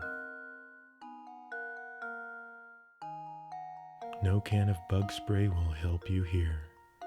These giant mechanized insects mean business. Become too enthralled with the beautiful landscape, and your daydreams could become a nightmare. Become Insector X. A moment's delay could be your last. One player. Sega Genesis 16-bit cartridge. Sega and Genesis are trademarks of Sega Enterprises Limited. Copyright Taito Corporation, 1989. Copyright and trademark Sage's Creation, Incorporated. 714-373-9136.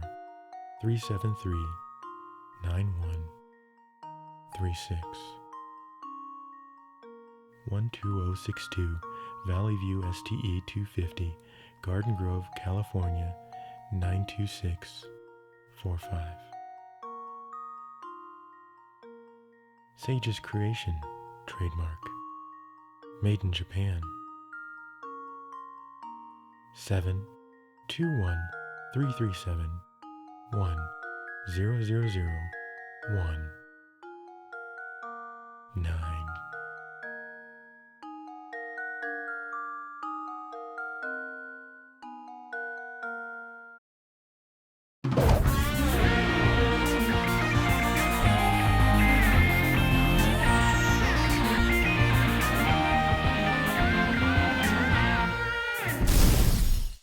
Hello and welcome to GameSat. Some games don't get the love or even the attention that they deserve, so I'm here to talk about some games that I feel are, well, criminally overlooked.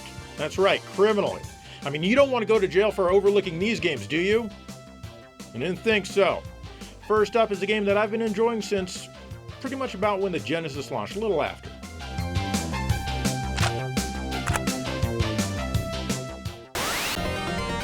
Mystic Defender is an early game for the Genesis, released by Sega themselves in 1989. It's a pure action platformer that's actually a lot of fun. In fact, I pull this one down from the shelf and play it quite often.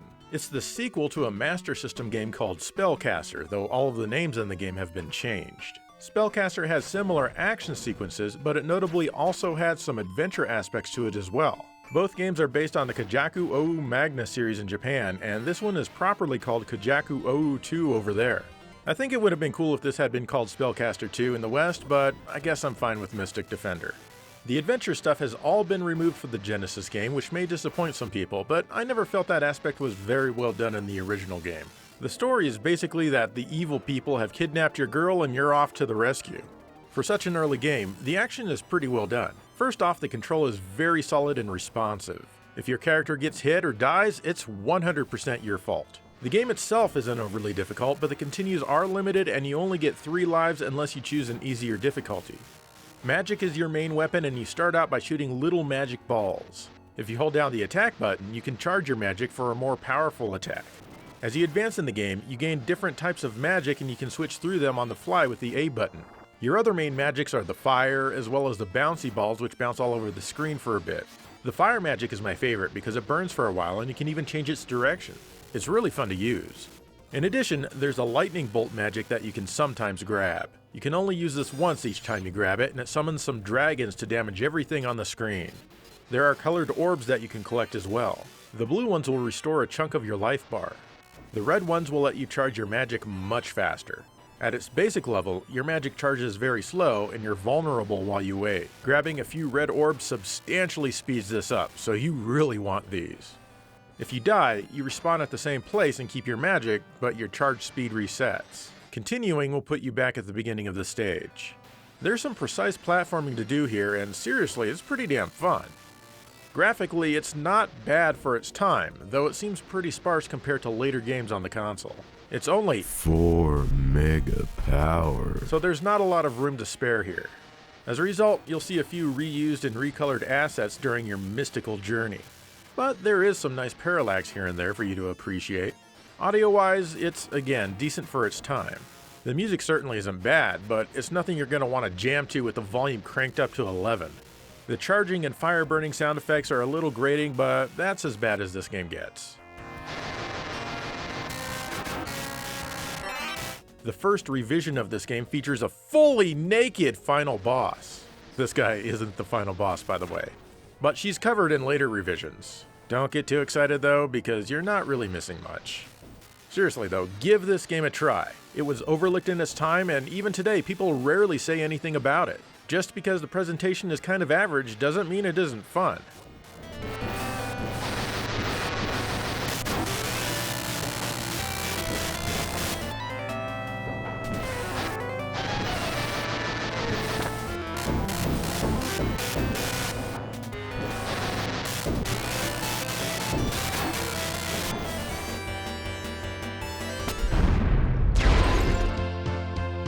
This is the Twisted Tales of Spike McFang from Naxat and Red and published by Bulletproof Software. It was released in 1994.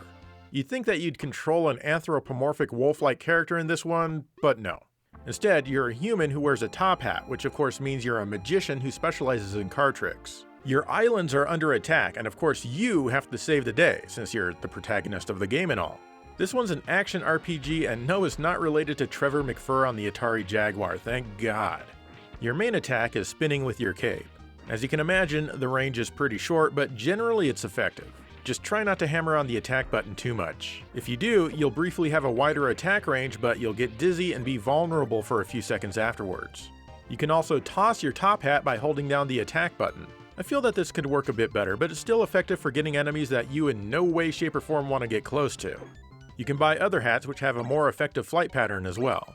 You also carry cards which can do different things, like have a flaming attack, or attack the enemies with a bunch of bats, or even refill your life.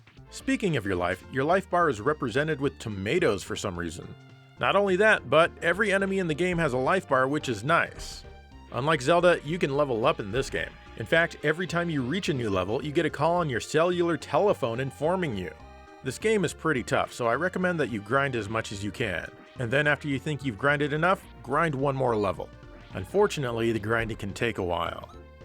The traps and enemies will drain your life quickly. The items that the enemies drop don't replenish much life or even give you a lot of money, and you'll want to buy some tomato cards and maybe a better hat to help with some of the boss fights. You also get different companions throughout your adventure who will fight alongside you. They're marginally effective, but they can be powered up by using certain cards. Graphically, the game is nice if a bit simple, but the colors are good. It's all very cartoony looking. I like how the sprites aren't simply flipped when facing the opposite direction, but redrawn instead. The sound is fine, though the music is a bit whimsical, which may get on your nerves after it loops a few dozen times. Some tunes are more Super Nintendo-like, however, with the weepy strings and whatnot that the RPGs on the console are mostly known for. I don't think that I've ever heard anyone talk or write about this game, and it's a good little action RPG for the system. You should definitely give it a go if you like these kinds of games, and if you don't mind the grinding that sometimes gets in the way. I certainly don't.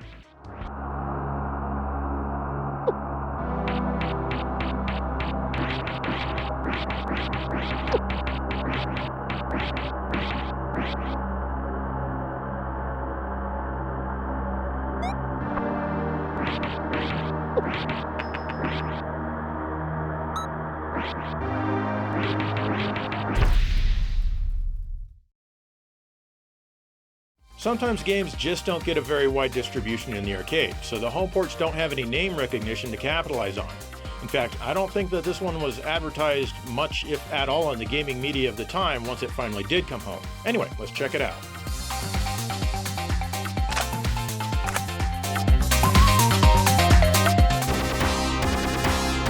here's Midnight Resistance on the Genesis from Data East. This one is a side-scrolling run-and-gun and also a port of the arcade game of the same name. It's actually a sequel to Data East's overhead run-and-gun game called Heavy Barrel. This game plays in a similar fashion, though it's been a bit simplified. You still mow down the enemies and the red ones still drop keys for you to collect. But here, you're not trying to build the ultimate weapon, instead you use the collected keys to unlock more weapons and special items between the stages. I usually go for the three-way weapon. I mean, who doesn't like a good three-way? I spend most of my other keys on ammunition, as only your basic pea shooter has unlimited ammo. You can also get some special weapons which will drop some punishment if you press up, or a barrier and the like. However, I don't usually feel that I need them. There's also this sparkly thing. This will make the weapon that you currently have more powerful. It goes away when you die, which happens when you pretty much touch anything other than the ground. However, you can still pick up your weapon and the keys that you've collected. You can't switch between weapons, and you're stuck with what you've got until it runs out of ammo or you get a different one in between stages. In the arcade, the game featured rotating joysticks just like Heavy Barrel so you could aim and move at the same time. I've gotta be honest, I like the control in the Genesis version a lot more, like tons more. It's a bit weird and it'll take a few minutes to acclimate to, but once you do, it's pretty nice. With the default control scheme, button A turns on and off your weapon fire. You don't need to hold down any buttons to actually fire. Button B will lock your weapon into its current direction so you can move around without changing your aim. Letting go of B lets you re-aim as you move. And of course, the C button jumps. Visually, it's not as nice as the arcade and honestly not even pretty for a Genesis game. Most Data East games developed by Opera House on the Genesis look pretty chunky, and this one is no exception. They love using the Genesis's lower 256 pixel wide mode, which makes the pixels a bit fatter. The graphics are often pretty dark and muddy in this one as well. It's also nowhere near being optimized. The game only runs at 30 frames per second, and there's lots of slowdown and a ton of flicker. It does have a few pretty good looking moments though, like when you climb up here for this boss fight. Still, with all the slowdown and flicker problems, it's no surprise that this game is only for a single player. But honestly, that's fine. I don't have any friends, and I know you don't.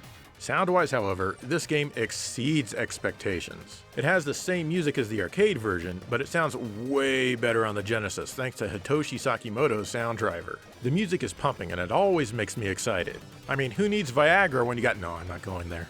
I just wish that there were more music tracks than there are. As to the elephant in the room, yeah, this game is kind of a dollar store Contra. Still though, it's a really fun dollar store Contra. It's certainly easier on the default difficulty, though you can get screwed if you die in the last stage, as you won't be able to get any good weapons if you continue. Don't let the weird controls, murky graphics, and the slow frame rate turn you off. Give this one a try, or 3.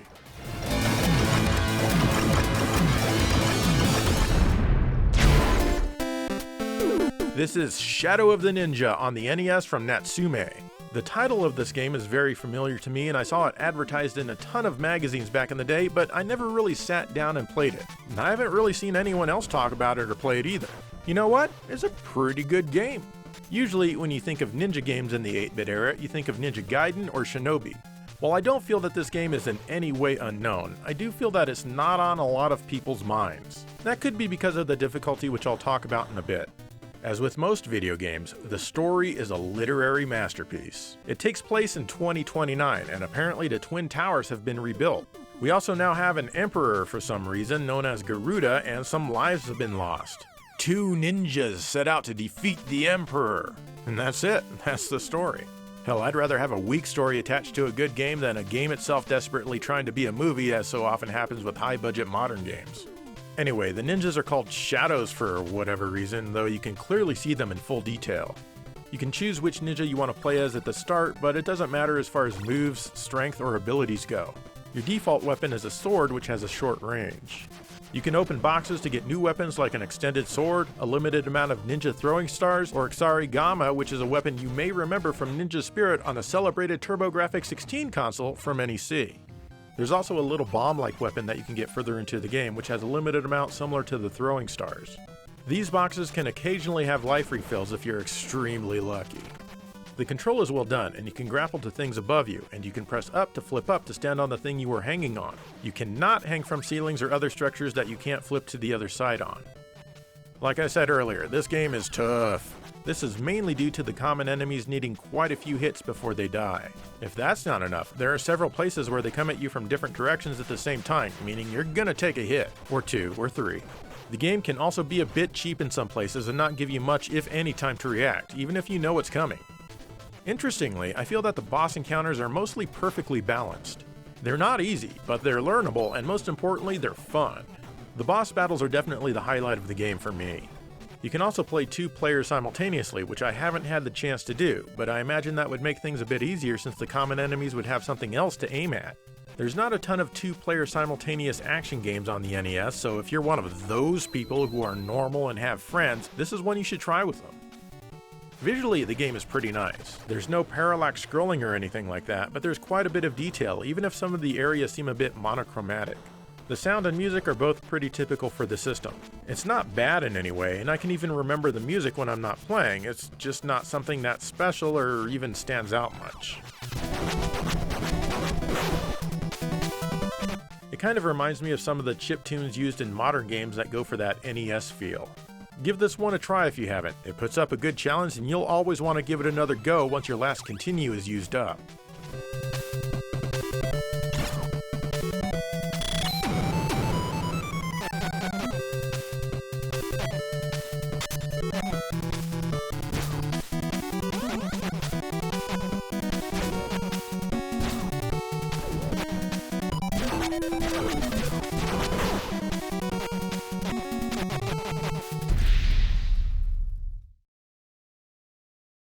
You're not in the clear yet.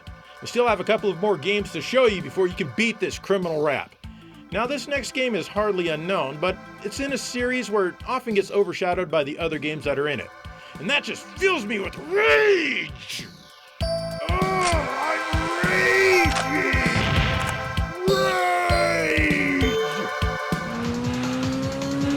Rage! Ridge Racer from Namco is a great series that became well known on the exciting PlayStation console from Sony. And for good reason, it's a fun racing game.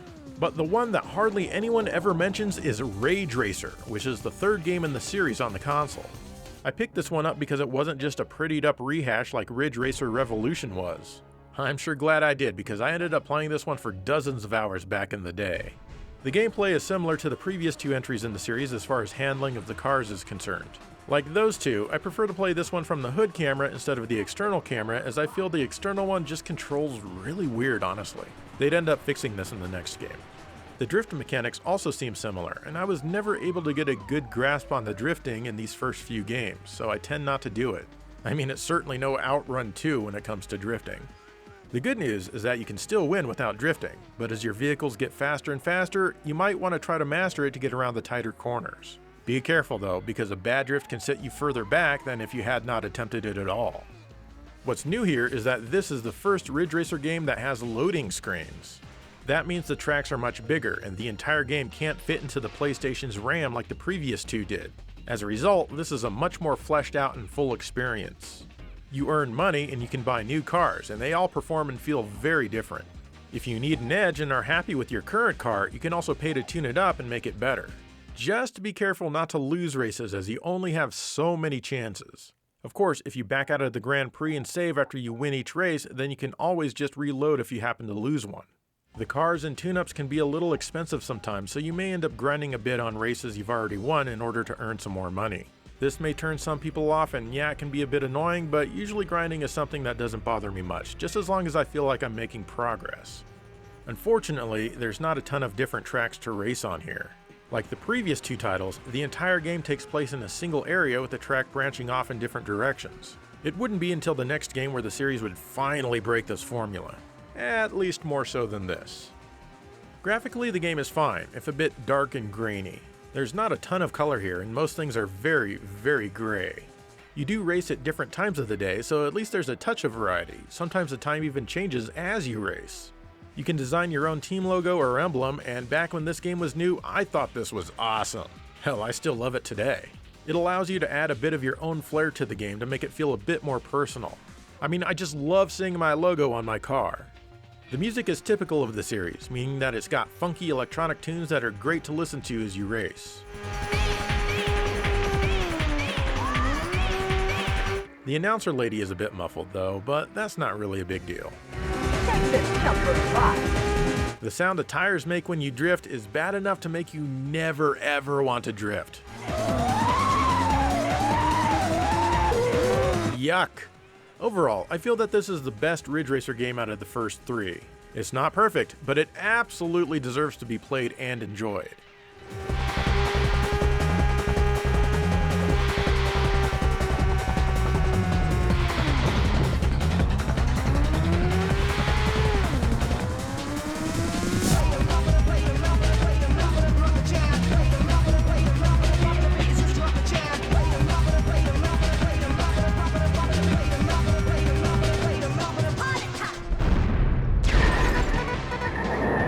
When it comes to Sega CD Laserdisc-based FMV games, Road Avenger from Renovation and Wolf Team gets all of the attention.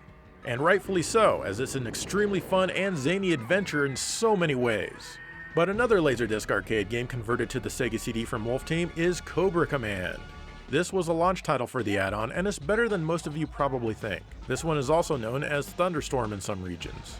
There's a ruthless terrorist organization that's determined to rule the world, so the good guys send out a single helicopter to combat this menace despite our insanely high military budget. It's up to you to fight for freedom wherever there's trouble. And that's good because they are absolutely everywhere, mainly in super popular places like New York, the Grand Canyon, Rome, or the middle of the desert. You'll be fighting for freedom over land and air. You even get to fight a battle on Easter Island, as they've naturally built a base there. The gameplay is easy to grasp. You have a button to fire your Vulcan and also a button to fire your missiles, and you can hold them down for rapid fire, but they overheat quickly. However, if you just casually tap on the buttons, this won't happen and you'll be okay. So now you know, and knowing is half the battle. You need to be firing on a target once the targeting indicator appears for the enemy to be destroyed. If you miss, they get you and you lose a life. Oh no, say goodbye to freedom! You can't let that happen, so you've got to try again. Occasionally, you'll need to hold a direction for a couple of seconds in order to clear an obstacle or simply not crash. Fortunately, you never need to press a direction and fire at the same time, and usually there's at least a half a second of recovery time after moving before you need to have your reticle over an enemy. The game can get quite tough in the upper stages, and there are only 2 continues, but with perseverance, you'll be able to beat this one after some practice. The graphics were pretty awesome for their time on a home video game console, although it lost most of its animation frames and color on the way home. It can sometimes be hard to make out what things are, but you'll get over it. Like Road Avenger, Wolf Team also redid all of the audio on this release, and it's much more engaging and intense compared with how limp the arcade version sounds. If you have a good stereo system, you'll want to crank this one up for sure, as it really makes the experience more exciting. Here they come. Aircraft carrier ahead.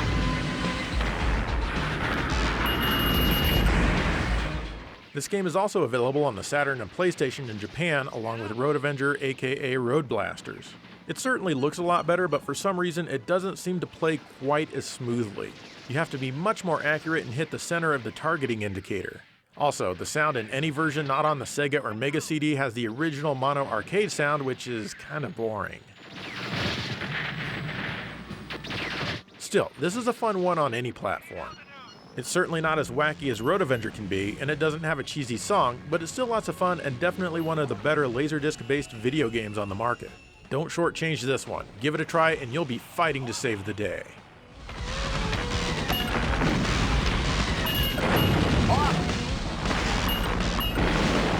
Hang on up.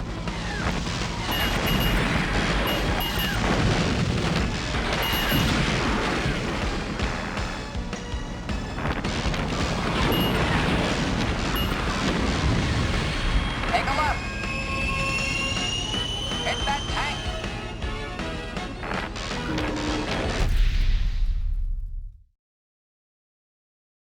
There you go, those are some more criminally overlooked games.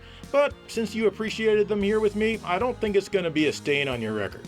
I mean, you did appreciate them, right? Anyway, what are some more games that you feel are criminally overlooked? Let me know and I'm going to send a law to check them out. Okay, this whole shtick is getting kind of tiresome. But anyway, in the meantime, thank you for watching GameSack.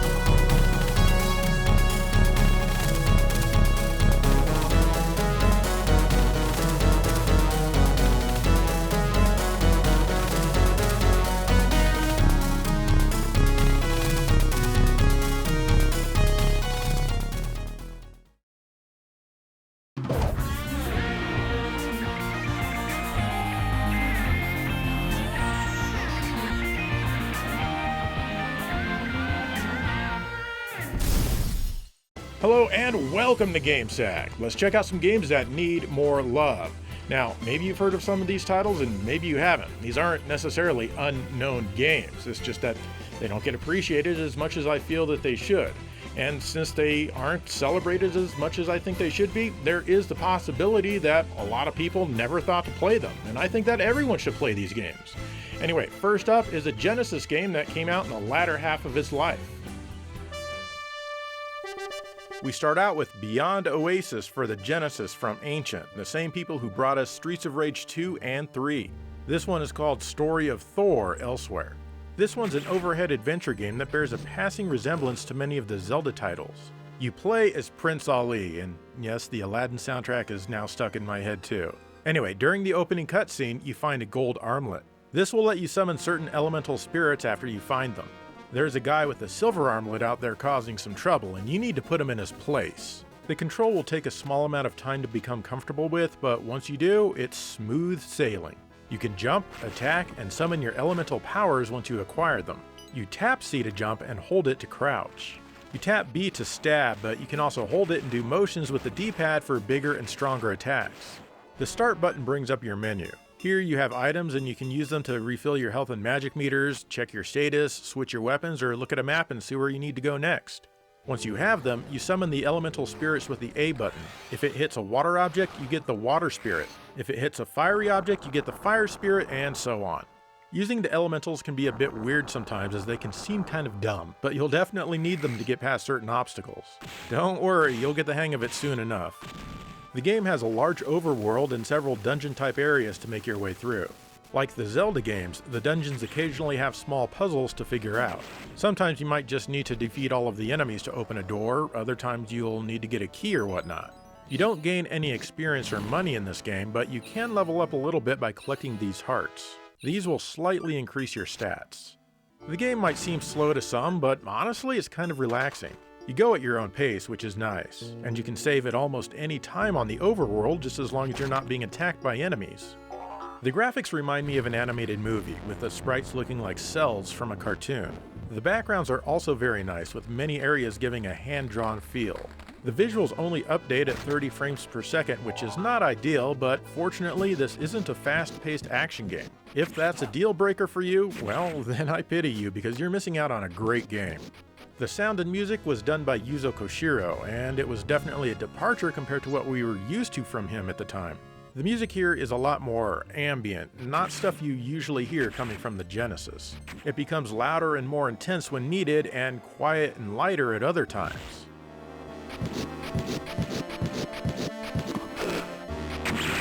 There's also some stereo panning of some of the environmental sound effects. This isn't the longest game in the world, and it'll take you about 6 or so hours to finish. But honestly, it's 6 hours worth spending. Of course, if you want to go around everywhere and grab everything, it might take you closer to 10. This game definitely does not get enough love.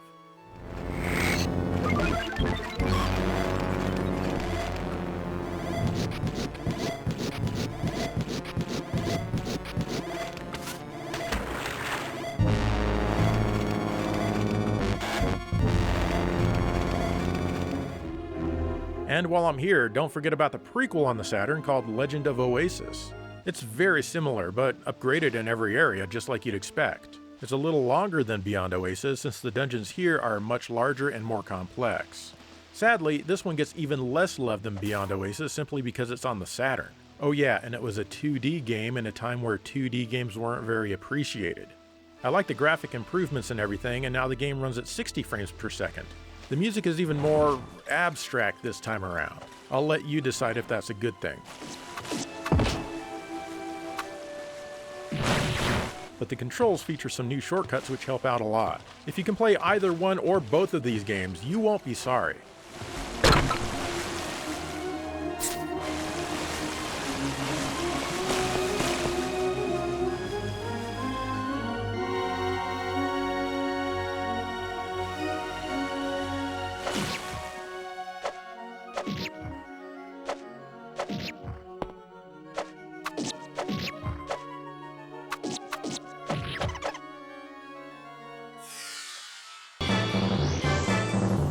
Here's Skyblazer on the Super NES from Sony ImageSoft. This is an action platformer that I haven't seen mentioned often. It can be pretty tough in certain areas, and it's probably been responsible for a tossed controller or two in its time. Anyway, the story doesn't much matter here, and I can't even remember if there was one. Like I said, it makes no difference at all. You can jump and attack with a punch. The X button is used for your special attack. You can also cling to most vertical surfaces and climb up and down, similar to Ninja Gaiden. You have a life meter which is green, and the reddish-brown meter is for your special attacks. You usually gain special attacks after completing different areas. Your special attacks can be anything from tossing an energy wave, helping you dash across the entire screen, restoring your life, or even giving you the ability to fly for a bit. Of course, using these eats up a lot of your meter. Fortunately, you can grab things to restore it, as well as icons to restore your life, as well as things for points to help you gain more lives. You don't have many segments on your life meter, and touching an enemy can take off more than 1 point. Overall, the control can feel a touch slippery, but you can adjust to it after a while. But if it's not quite slippery enough for you, don't worry, there is an ice level. There's a password feature, which basically means you have unlimited continues, and you'll probably need each and every one of those unlimited continues. There are plenty of challenges here, like these disappearing and reappearing blocks. I hate this crap, I think it's lazy design, but there are people out there who absolutely love this. It seems tough, but come on, you can do it. Or this part where the wall keeps closing in on you. It's tougher than it looks, as sometimes getting onto the damn ledge can be tricky enough. The game is full of stuff like this, which will not only drive you nuts, but it also makes it kind of endearing in a way. There are also some inventive boss fights like this one, where you need to make it through the opening as he turns around or you're done for. The turning gets faster and faster as you fight. I really enjoyed this one. I didn't enjoy this stage very much though. You need to use the currents to guide you, and the same developer would use this idea much more effectively on Punky Skunk for the PlayStation. The graphics are excellent and full of color. In fact, they look a little bit like Hook on the same system, but hey, it was developed by the same people. This is their second game, which came right after Hook. There is some Mode 7 here, but it looks kind of twitchy, mainly because your character is unable to stop sliding in the direction that you push. The music and sound quality is also very good here, though the melodies themselves are rather unmemorable. If you want a challenge, be sure to give this one a try. There's a lot here to keep you entertained, if you're up to the task. Well, are you?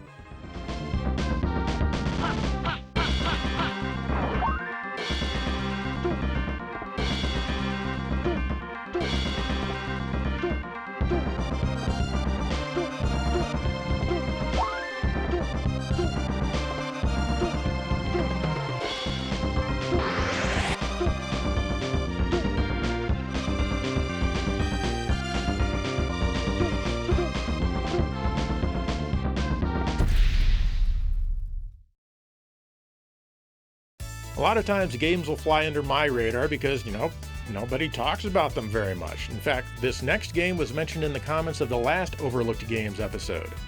And you know what? I tried it out and it's really good. I like it a lot. I didn't want to stop playing.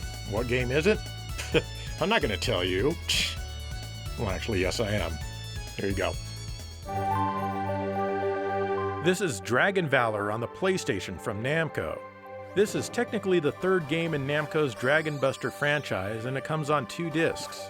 This one presents itself as a hack-and-slash 3D action game, but it's not simple arcade style like Golden Axe. There's a lot more to this one. The action is somewhat similar to other hack-and-slash games though. You attack with your sword and defeat enemies. There are different moves you can do, like an upper or lower thrust attack, dash attacks, and what have you. You can even double jump. There is a bit of lag in the controls that you will have to get accustomed to, but it's not huge. There's also magic that you can equip once you get it. This can strengthen your attack, plant mines, make you invisible, or even heal you, among other things. You can equip whichever one you'd like at any time in your status or even your status screen. You can collect money as well as items to sell. Also, there are plenty of items to refill your life and magic meters. The game is divided into chapters. In Chapter 1, you encounter your village on fire and your sister dies. You learn that it was done by a dragon named Dragon. Yeah. You get the special dragon defeating sword and make it your life's goal to defeat the dragon, which you do in a few minutes. But after he dies, it spawns out a smaller dragon who flies away. You spend 5 years looking for it. Along the way, you'll have numerous story scenes which play out. These are kind of slow, but you can skip them if you really want to by pressing start. I kind of recommend that you don't though. Between each stage, there's a map screen where you can choose your path. You can also find the shops here. The shop experience kind of sucks because you can only buy or sell, not both. And you have to wait for the shopkeeper to get to the item you want before you can buy it. It's very slow and probably the worst aspect of the game, but you can make it through. The stages themselves have you defeating a lot of different foes, including these giant enemy crabs. What you want to do here is attack their weak points for massive damage. There's even a bit of puzzle solving that you'll have to do in this one. Sometimes you'll even have a choice to make during gameplay. These choices affect the outcome of not only the next chapter, but the ending that you'll eventually see. You'll be playing as someone different for each chapter, which kind of reminds me of Phantasy Star 3 on the Genesis, except that you don't directly choose your bride at the end of the chapter like you do in that game. Still, it makes it more interesting than it would have been otherwise, and it adds a lot of replay value to the game. There are 5 chapters in this game, and they last around an hour each, so it's not a huge time vampire unless you want to see all of the endings. And even if you do, it still doesn't overstay its welcome.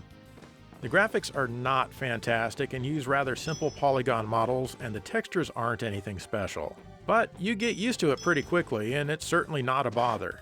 The only thing that did kind of bother me was how slowly one scene fades out and the next one fades in, especially when you're going back and forth. Again, it's not something that should turn anyone away from playing the game, but if I'm going to nitpick about something, well, it's going to be that. The music is usually pretty good and adds to the overall enjoyment of your quest.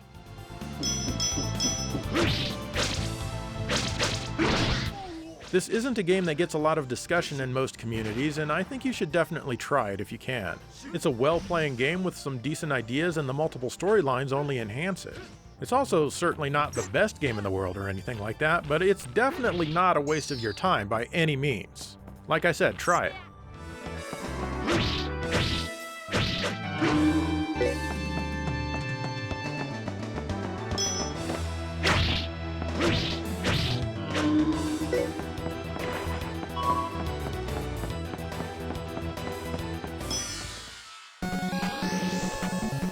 This one's called Worm, Journey to the Center of the Earth, and it's on the NES from Asmik. Your goal in this game is to get to the center of the Earth, and the gameplay chronicles this journey. This one has many different styles of play.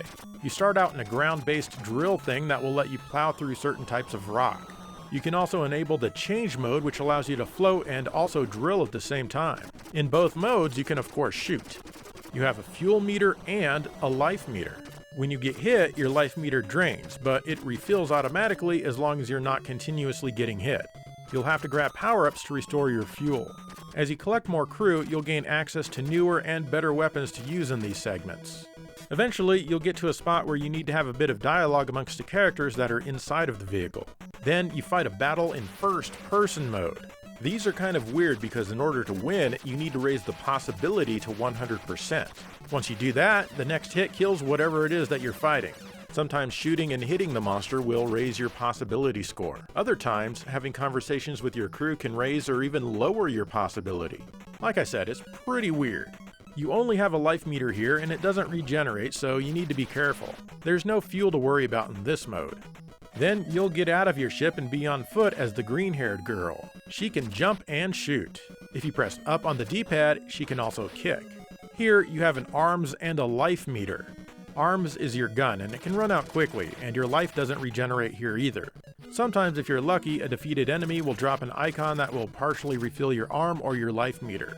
These areas can be really tricky and maze-like. You need to fall down certain holes in the correct order or you'll just wind up at a dead end again and again. Sometimes you'll make it to what appears to be a boss, but you don't need to kill them. Seriously, you can just walk right past to the edge of the screen and that's all the game needs from you.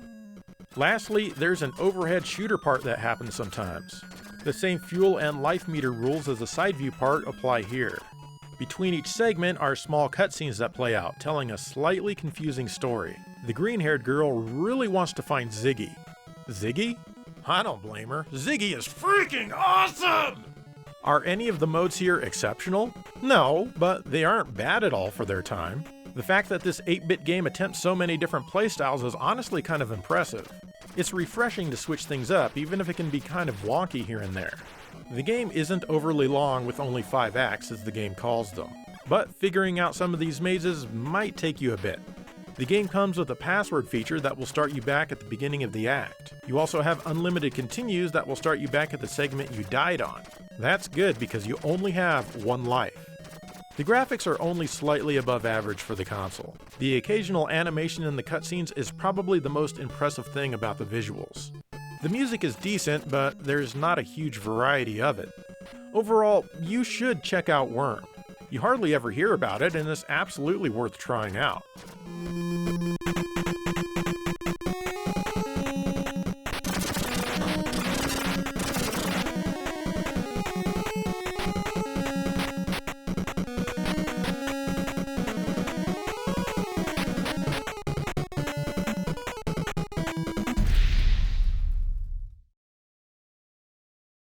I rented this Nest game not long after it came out, and I had a lot of fun with it that weekend. I eventually bought it, but, you know, like so many games, it became shelf fodder and I didn't really play it very much. I don't know why, but recently I picked it up and played through it, and, you know, it's a good game for what it is. Check it out. This is Cyborg Hunter for the Sega Master System. It was programmed by Sega themselves, but in North America it was released by Activision in a black box, which might make you think it's an early Genesis game. Well, it's definitely not. You play as a cyborg who's hunting other cyborgs. You can attack and jump. In fact, this game uses every single button on the Master System controller, so only big-brained people with lots of dexterity need apply. Holy crap, just look at all those buttons. Actually, you need to have a second controller plugged in to play this one properly. Pressing either button on controller 2 will allow you to access your inventory screen. You'll need to do this a lot, which is likely why they didn't relegate this function to the pause button on the console itself. Silly Sega not putting a start button on their controller. Still, keep in mind that you can't even get past stage 2 without a second controller, much less finish the game. Looking at the game screen, the lower half is the action portion where you run and fight enemies. You have a regular punch, and you can even select a psycho punch right from the get-go. This fires a powerful projectile, but it uses power every time you fire it. The upper left quadrant is sort of a 3D map. Here, you'll see enemies approaching. Normal enemies are red and the tougher ones are white. I would have flipped those 2 colors around, but what do I know? The tougher enemies also sound an alarm as you approach them. You need to defeat all of the tougher enemies in an area before you're allowed to leave. The upper right quadrant is your map, which is pretty self-explanatory. It doesn't show you where anything specific is located other than the elevators, which you'll need to get to each floor. Scattered about are icons that will recharge your psycho power as well as your life. The normal enemies respawn if you enter an elevator and exit, but the tougher enemies won't. Life and psycho power refills will also respawn, and that's another thing you want to keep in mind. You need to grab specific items in each stage, like more powerful weapons, shields, and a jetpack. These will help you navigate the upper levels. Sometimes you even have to fight a boss. If you can win these fearsome battles, you'll get an ID card to access the next area. I do take issue with some of the claims on the back of the box. Non-stop enemies! Non-stop explosive combat! Warp speed elevators!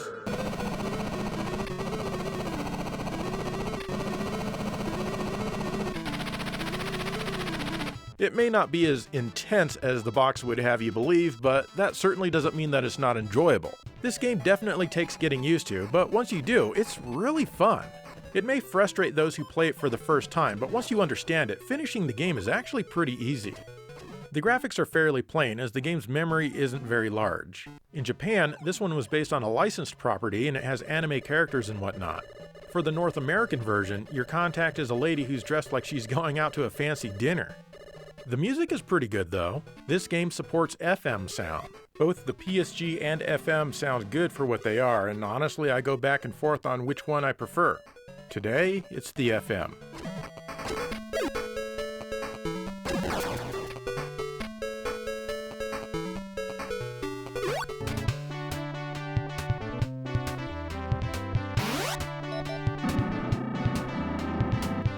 There is a game-breaking bug in here that you'll need to watch out for. When you defeat a fearsome boss, they drop an ID card. And for some reason, you can destroy the ID card.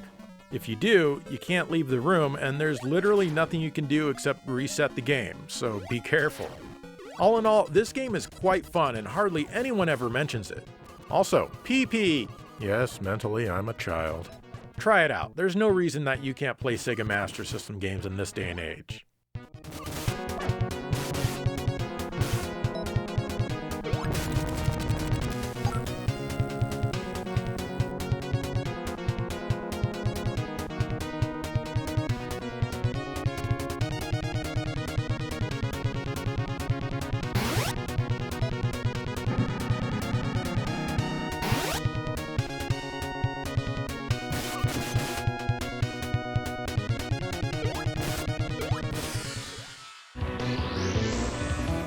Final Fight 3 from Capcom for the Super Nintendo doesn't get a whole lot of attention.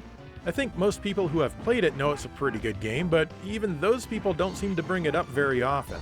Of course, almost everybody knows the original Final Fight was an early game for the console. This conversion from the arcade only let you choose Hager and Cody. Guy was nowhere to be seen, and there were tons of other cuts to the game. Most notably, the game was now single player only. The next year, Final Fight Guy was released in Japan and in North America 2 years after that, initially as a Blockbuster exclusive. Here you could choose between Hager as well as Guy, who was missing from the first release. Now Cody is gone. The game still retains most of the cuts as well as the lack of a two-player option. Things started looking up when Final Fight 2 was released though. Sadly, only Hager returns from the original game. But finally, we get the ability to play with two players simultaneously in a Final Fight game on the Super NES. Overall, it's not a bad game. But I'm here to talk about Final Fight 3, which I feel is much better than Final Fight 2. This time you can choose from four different characters, and Cody is the only one missing from the original game. I'm guessing he's probably in jail. The game runs at a rather brisk speed, and the control has also been refined to match it. What's really nice is that there are a lot more moves you can do here. Obviously, you can attack and jump. You can also pick up weapons as you'd expect, and many of them here are pretty fun to use. Like the first two games, as well as most other beat-em-ups, you have a special attack that'll hit enemies all around you when you're surrounded. If this attack touches an enemy, you'll lose a bit of life from your life bar. But what sets this one apart are the extra moves that you can do that I mentioned. You can do basic Street Fighter motions on the D-pad for cooler attacks. You can also run by double tapping a direction and even do dashing attacks. This all helps the game feel much more lively. Oh, and we can't forget about the super gauge that fills up as you smack the enemies around. Once this is full, you can do a super attack which does quite a bit of damage. If you don't use it, it will eventually reset to the beginning and start to charge up again. Of course, this one retains the two-player co-op from Final Fight 2, and it works decently well. But if you don't have any friends, the Super Nintendo itself is there for you if you choose the Auto 2P Play mode. Here, the Super Nintendo controls the Player 2 character, and you both fight your way through the game just like there's another person sitting on the couch next to you. The Super NES will always be there for you as a friend, and never say no to a co-op game of Final Fight 3. Anyway, it has its own stock of lives, and be careful because you can hurt each other. The Super Nintendo does a decent job as Player 2, but sometimes there just aren't enough enemies for both players, as only 3 are ever on screen at once. And if you haven't noticed, it comes with quite a bit of slowdown as well. The graphics look pretty good, though nothing here is absolutely mind-blowing. That's okay though. The game is severely letterboxed, as many titles on the console tend to be. The sound and music are both pretty good, though each musical selection plays in many different scenes throughout the game. The good news is that this one isn't absolutely drenched in unnecessary reverb like Final Fight 2 was.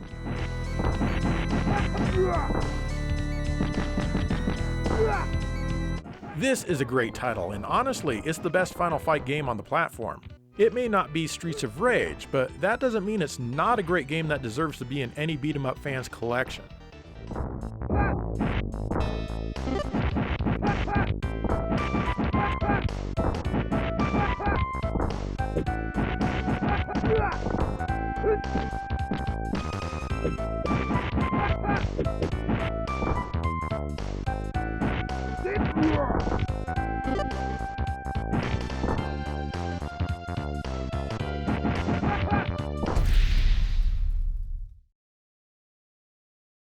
And there you go, more games that I feel people should give a first or even a second look. Now, these games are not AAA titles, nor do they need to be. So many good games get overlooked because everyone wants to focus on the big names that already get plenty of attention. So let me know, what games need more love? Modern or retro, it doesn't matter. Like I said, let me know. In the meantime, thank you for watching GameSack.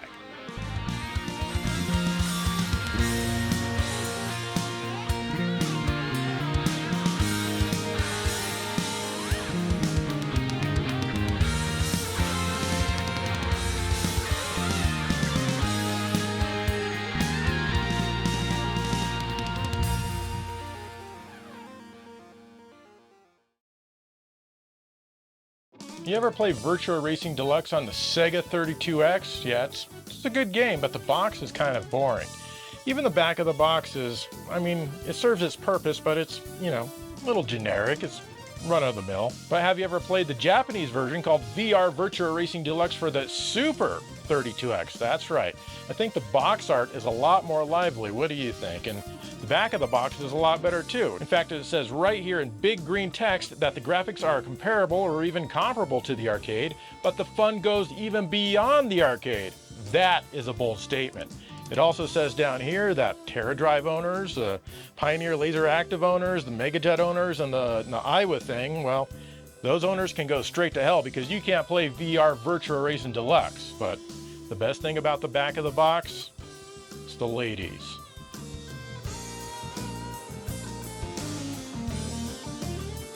Oh man, that's hot.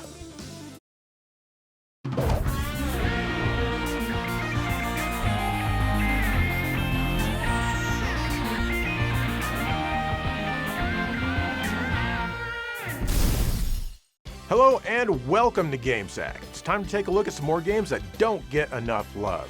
Now, these aren't necessarily the best games ever to exist, but they're all good. And if you do, restrict yourself to playing only the games that everyone always talks about, well, then you're missing out. And since these games are criminally overlooked, if you don't like them as much as I do, then you should be arrested and put in jail. You don't want that, do you? No, of course not. So let's get started.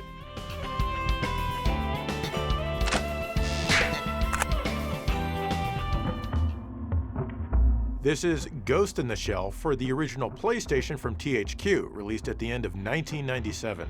This game is based on the TV show, which itself is based on the movie, at least I think. I'm not a huge anime fan, but I do own the movie, and this game ain't it.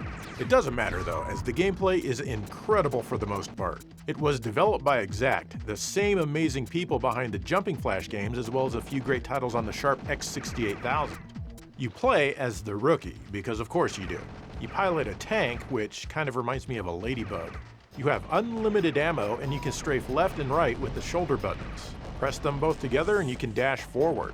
This is essential in some parts of the game. You also have a limited stock of screen-dispersing grenades that can be refilled, but you can only carry 3 at once. Each stage is its own mission, and you'll have different objectives that you'll need to accomplish. Usually, though, you'll just need to destroy something, or multiple somethings. In some stages like this one, you have a timer as you go area to area blowing up bombs. The timer is not generous at all, so remember to use your dash move. Naturally, each stage has a boss that you need to defeat. These can be fun, especially since they have a life bar. However, you only have one life, and you need to replay the entire stage even if you die while fighting the boss. There are no checkpoints. Fortunately, you can continue and try as many times as you'd like, and you'll have no issue trying again, even if running through the stage becomes a bit annoying sometimes. You can also save your progress and come back to it later, so don't forget to save before you power down. The graphics are decent for what they need to do. There's not a lot of color here, but that's okay for the world it takes place in. Between many of the levels, but not all, you'll get animated cutscenes to progress the story. They'll tell you about your next mission, and you might want to listen to them at least once so you know what the hell you're doing going into any given stage. It does feature an anamorphic widescreen mode, and I like that. However, many of the 2D elements like the cutscenes aren't made for this and are instead stretched. The music is minimalistic, yet good. It often has a driving beat that pumps you up for the stage you're in. I think most people who do play this one enjoy it, as I haven't heard anyone complain about it. But I think it's just that most people don't play it. It really does need more love.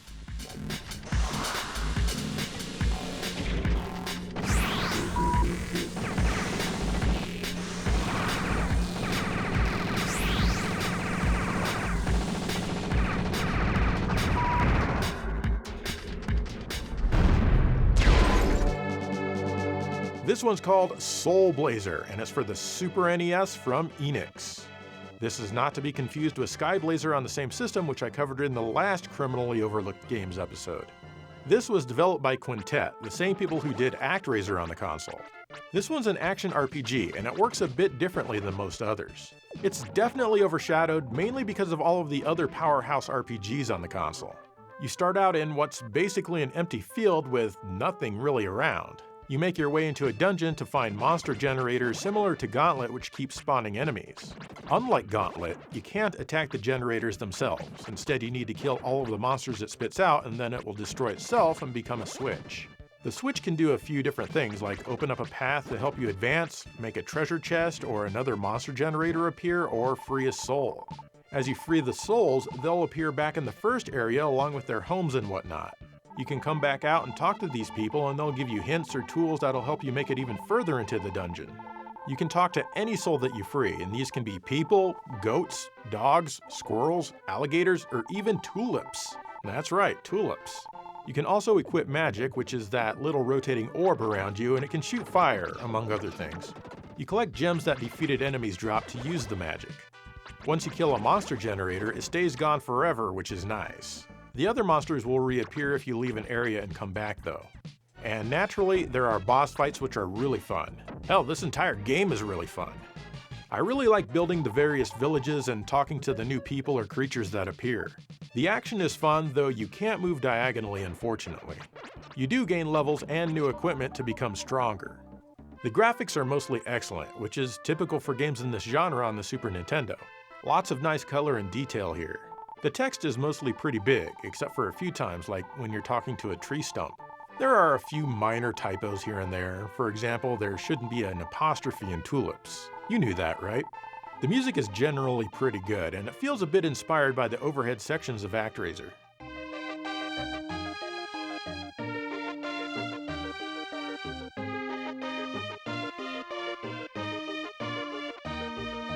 The sound effects themselves are lifted directly from ActRaiser, even the voice when you take a hit. Gotta say, this is a fantastic game, and it's honestly quite addictive. It's just so damn fun repopulating the towns. It's a great idea that really adds a lot to this title.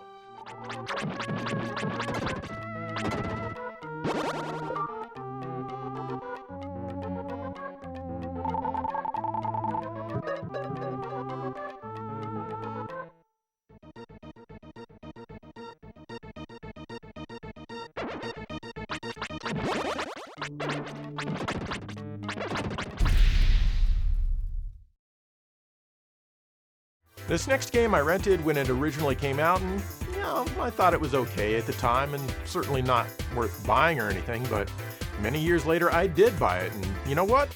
It's not bad.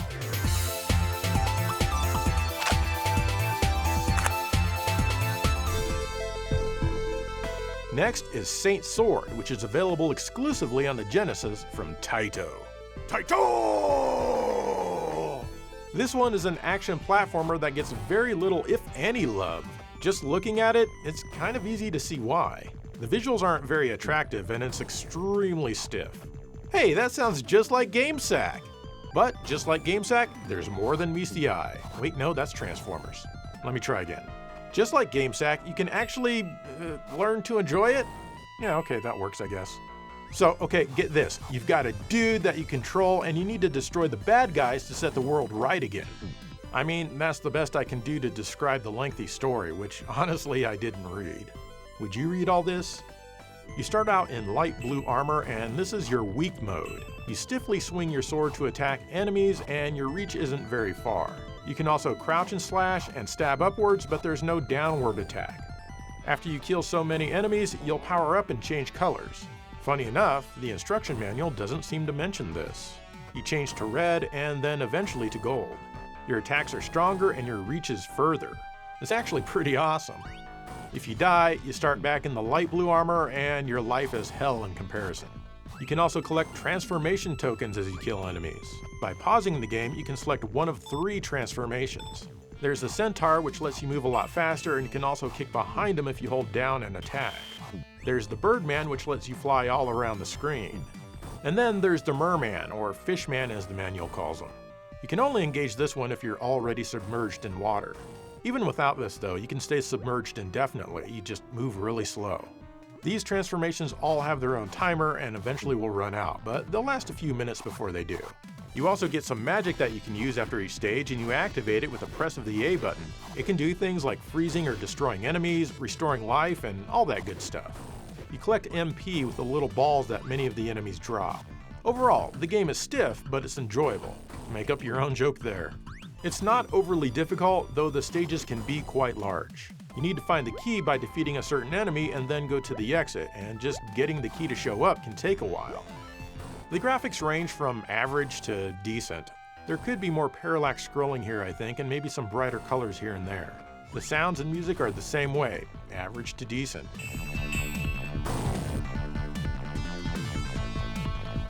Nothing here is bad, just not very inspired. The box design must have been the first thing this particular marketing team ever worked on. Where the hell's the damn game logo? Oh, there it is. Oh, and want to read the text on the back? Good luck! I do think more people should give this one a try. There's one thing about this game that absolutely rocks though. The bosses have life bars.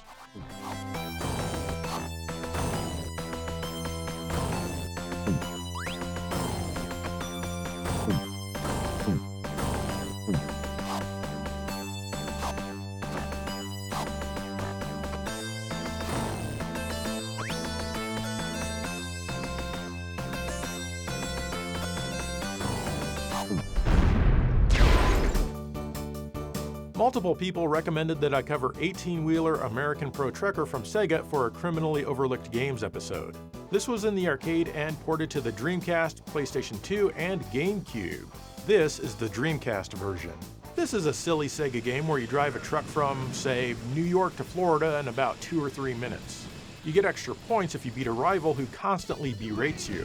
You have a very strict timer, and you can add on to it by crashing into cars that have a +3 above them to get 3 more seconds.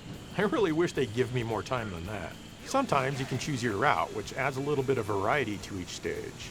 Even on easy, this game is incredibly difficult, and I've never been able to complete the second level despite trying many times over the years. It really needs some rebalancing to be enjoyable. The GameCube version, though, plays a little better. The controls feel much nicer, likely due to the controller itself. I was able to make it past stage 2 on my first try in this version. It's still a bit unreasonable, though, and mediocre at best, in my opinion. It also looks a touch softer than the Dreamcast version, if you can believe that. However, I'm not here to talk about this particular game, though. That's right, have you ever heard of the sequel called The King of Route 66? Or King of Route 66, if you prefer. This was only in the arcade and on the PlayStation 2. Obviously, this is the PS2 version here. The setup is similar, but they really beefed everything up here. They've tacked on a story to everything, which itself is silly, but it mainly serves to set up your rivals for each stage. Speaking of stages, you're generally just racing against rivals now, needing to beat them to the finish. There are some stages though where you're racing the clock to get a job. These are the only stages that have a timer that you need to worry about. Well, wait, there's actually one other thing that has a timer. Sometimes you choose which job you'd like to do, each of which has a different route, or route. Before you begin the stage, you need to hitch your trailer to the truck, and that has a timer. Not that you really need to worry about it. Just a little, there's no time left. Looking good. The controls are similar to 18-wheeler American Pro Trucker in that the steering is slow and it can be easy to jackknife. But now you have nitros. Tap the button and a couple of seconds later you boost for a bit. You can also pick up more nitros in most stages. You can also bust through areas to make shortcuts. The game can be difficult, and often you either lose or win by the skin of your teeth. It is doable though, and that's what I like. Some races, like here along this curvy mountain road, will probably have you messing up and selecting restart again and again. If you make a mistake in these later levels, you might as well just start over.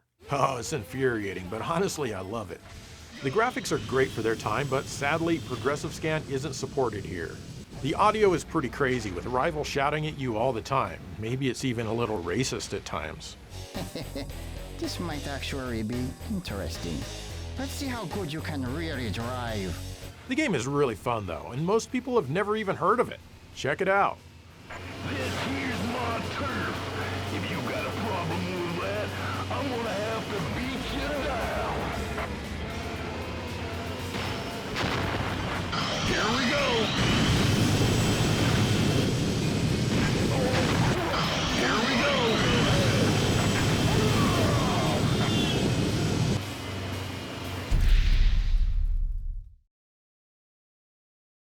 You guys remember Soul Blazer on the Super Nintendo? I covered it about 10 minutes ago. Anyway, if you thought that was good, you'll be interested in this next one. Here's Illusion of Gaia, developed by Quintet and published by Nintendo themselves. This is kind of a follow-up to Soul Blazer, though not an official one. However, it's another action RPG that often gets overshadowed for the same reasons. Like most RPGs, this game begins a little slow and the story is a little weird. Basically, you're searching for stuff and doing stuff.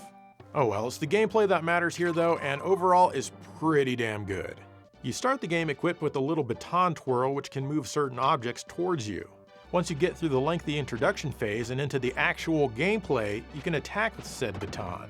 I like that each and every enemy has a life bar, just like Soul Blazer. Once you kill an enemy, it stays dead forever, even if you leave a place and come back. Unless you die, then everything in the world respawns. Still, you want to make sure to kill each and every enemy. Often as you kill the final enemy in a room, you can get an increase to your stats. Other times, a light appears and opens up a path so you can continue on with your adventure. Or it will increase your life bar.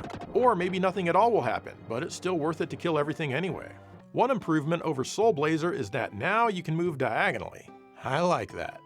There are plenty of puzzles to solve, and often they can be rather cryptic. For example, I knew I had to destroy part of the wall in this cave, but nothing I did seemed to work. It was only when I went back and talked to someone did I get a clue. This in turn helped me out a bunch, and I got through. Other times though, these same characters aren't so helpful, so good luck. I know you though, you'll just look at a guide where it's already been figured out for you. Hey, no shame, just as long as you're having fun. Like Soul Blazer, this game even has some talking turnips to give you hints. Sometimes you can turn into Freedan or Freedon, who's a bit stronger and has a much better reach. He doesn't have all of your normal powers though. You'll also be able to change into another form later on. Fortunately, Nintendo has censored the game a bit from the Japanese original to protect you. And thank goodness they did, because otherwise you'd be totally corrupt right now, and so would I. Basically, they made the story a bit less dark and got rid of religious references and the like, and also got rid of cannibalism. The graphics have the quality of a typical RPG on the system, and that means they're quite pleasant to look at with good detail and color, just like Soul Blazer. If you're a graphics whore like I am, you're gonna be blown away by the incredible Mode 7 as you travel the map, which puts amazing scaling and rotation in your face! Mode 7! Ah! The sound and music are also typical and do the job well, but they don't stand out too much in the sea of music on the Super NES.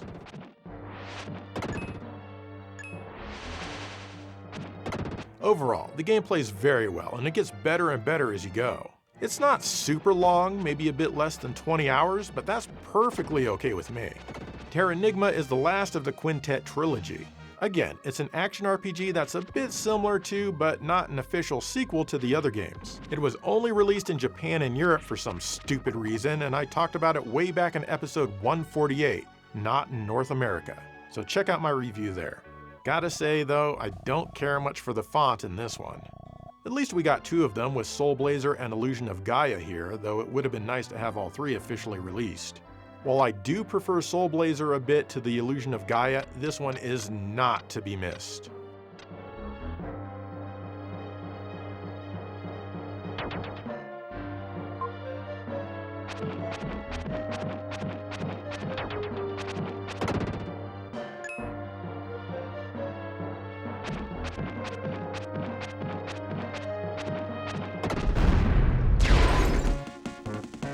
This is High Seas Havoc on the Genesis from Data East.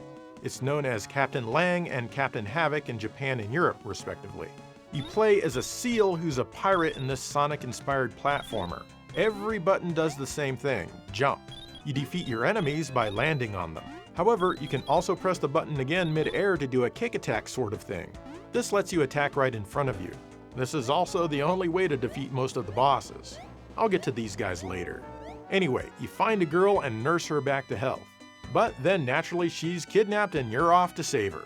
The main bad guy of the game, Bernardo, sure looks a lot like another bad guy whose name starts with B.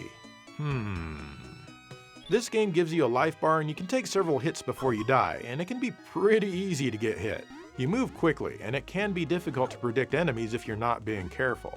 There are little diamond gems all over the place for you to collect. Get 100 of these and you got it, you get an extra life. This is good because you're probably going to need these later. There are also treasure chests which contain a few different things, like boots which make you run a bit faster. There's also a little chicken leg and a big meat which restore some of your life. The stages of the game aren't overly challenging, but there's still plenty here to be fun. Usually, you just need to make it to the end of the stage. Some stages will change things up a bit, like here where you need to run from this flame which has a face, because of course it does. If it touches you, it's instant death, and you have a lot of obstacles to navigate through. If you end up dying here, you have to do the entire stage again, and it's not a short one at all. The other stages have several checkpoints in them though, and these can be pretty big. Sometimes there are out-of-the-way places you can go to if you explore to get some extra lives and whatnot. The boss fights are definitely the hardest parts of the game. As I said earlier, they can only be damaged by your flash kick thing. All of your extra lives are going to come in handy here. Sometimes I died just trying to figure out how, where, and when to damage the boss in the first place. They're fun to fight, but they're definitely damage sponges, and of course they don't have a life bar. It's also very easy to mistime your kick, and if you do, you're going to be taking some damage. The graphics here are pretty good, and this one fits inside an 8 meg cartridge. There's lots of fantastic parallax scrolling in most of the stages, and nice color throughout. The music is also generally pretty good with no bad tunes. The sound effects, on the other hand, can be a bit weak or even annoying. Havoc has a voice which is not very good at all. Sometimes when you collect a treasure chest item, a digitized symphonic musical tune plays on top of the rest of the music, and it's not a pleasant experience.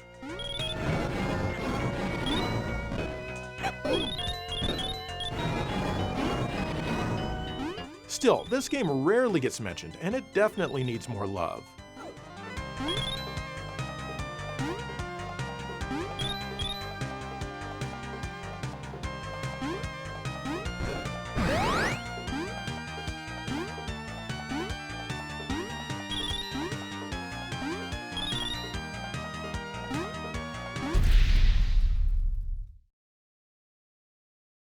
And there you go, 6 more games that are criminally overlooked. Those of you who made it to the end of this episode have once again avoided jail time. So what are some games that you think are criminally overlooked that I didn't cover in this episode or the previous 5 criminally overlooked games episodes? Let me know. In the meantime, thank you for watching GameSack.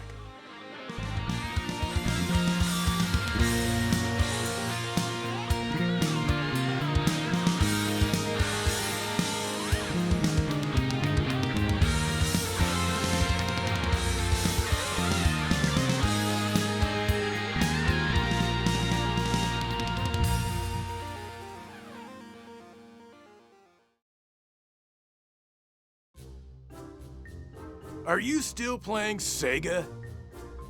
You should play Super Nintendo! Well, you're missing out on Mode 7! Stupid Sega can't do Mode 7! Mode 7 provides true 3D scaling and rotation! You think walking on the moon is impressive? Experiencing Mode 7 is way more significant and better! Make it stop! Why do some people think the Earth is flat? Because Mode 7 is flat! Mode 7 is all that matters! I can't handle it! Get the Super Nintendo and experience Mode 7 today! Play it loud!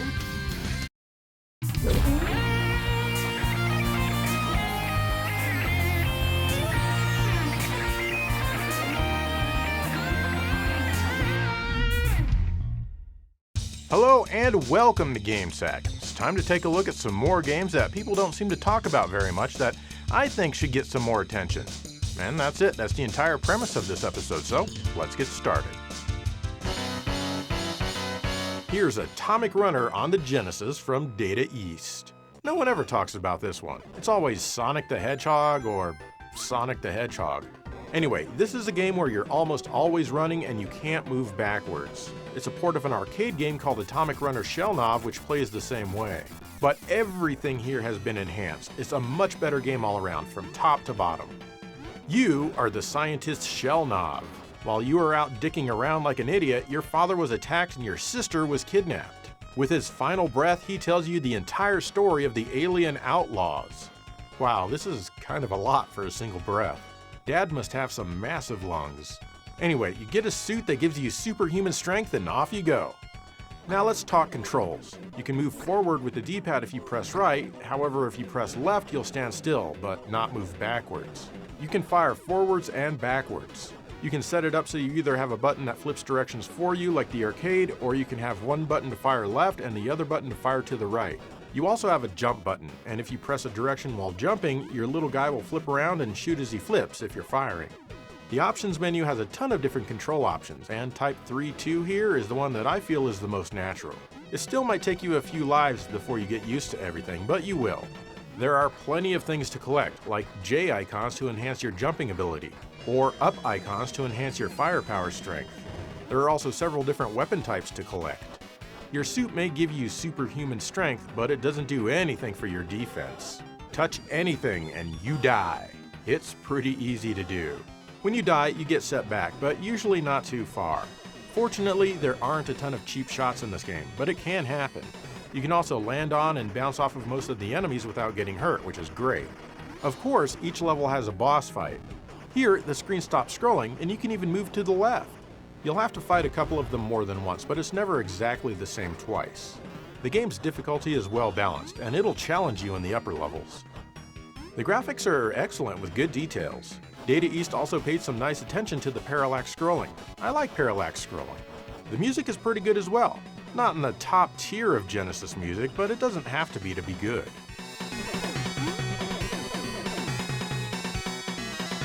This is a cool take on the action platformer genre that can definitely say that it stands apart from the rest due to its crazy controls, but don't overlook it, unless you'd just rather not have fun. And I know some of you don't like fun, especially if it's not on your favorite console.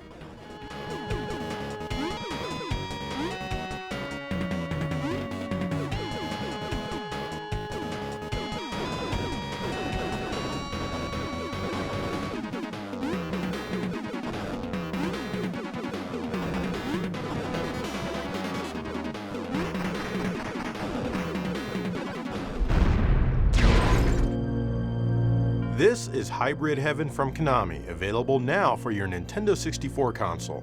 This is such a strange game. First, it begins with a long opening cutscene, long for a cartridge and certainly not short even if it were a disc-based game. It sets up a story that involves replacing the president with a naked guy. You also hear voices in your head and you start killing people. Then they just disappear because it's a video game, what else are they gonna do? Now you're roaming around an underground base and people are calling you Mr. Diaz, but that's all you really have to go on as a player. Don't worry, the story gets more cray-cray the more it goes on. It's almost like Hideo Kojima was involved, at least in spirit. Let's just say that there's a reason the defenses in your own base are attacking you. To deal with them, you hold the R button which draws your weapon, you aim it, and then pull the trigger to fire. You don't gain any experience from this kind of fighting. You'll also find things in crates, like things to restore your life, help in battle, and all that kind of stuff. You spend a large part of the game running around the giant underground maze unlocking doors. Sometimes you'll get into a one-on-one fight. Your firearms won't do you any good here, it's good old fisticuffs. The combat here is menu-driven, which is pretty crazy at first. You choose your attacks and also how you want to respond to enemy attacks. The more full your power meter, the harder your attack will be if it connects. You can also use items to inhibit your opponent's abilities or enhance yours temporarily. Be sure to keep a close eye on your life and use healing items or it will be game over for you. As you fight, some parts of your body may become damaged and you won't be able to use them as effectively for attacks. Also, you level up parts of your body independently depending on how well you use them in battle. This is weird, but it's also kind of fun in a rather strange way. The game saves, but unfortunately onto one of those controller save pack thingies and not to a battery in the cartridge. I don't know, I've just had issues with the controller packs. The graphics are fine if typical for the console. I wish there were a greater variety of things to look at, but what's here looks good for the system. It uses the expansion pack, but please don't use it if you want the best possible presentation for this game. Konami just wasn't very good at the expansion pack. The music can be good in spots, and there's some lengthy dialogue here and there. The sound effects are mostly pretty good. I think this game would be more fondly remembered these days if it had action battles instead of menu-driven ones, but don't let that deter you, give it a shot.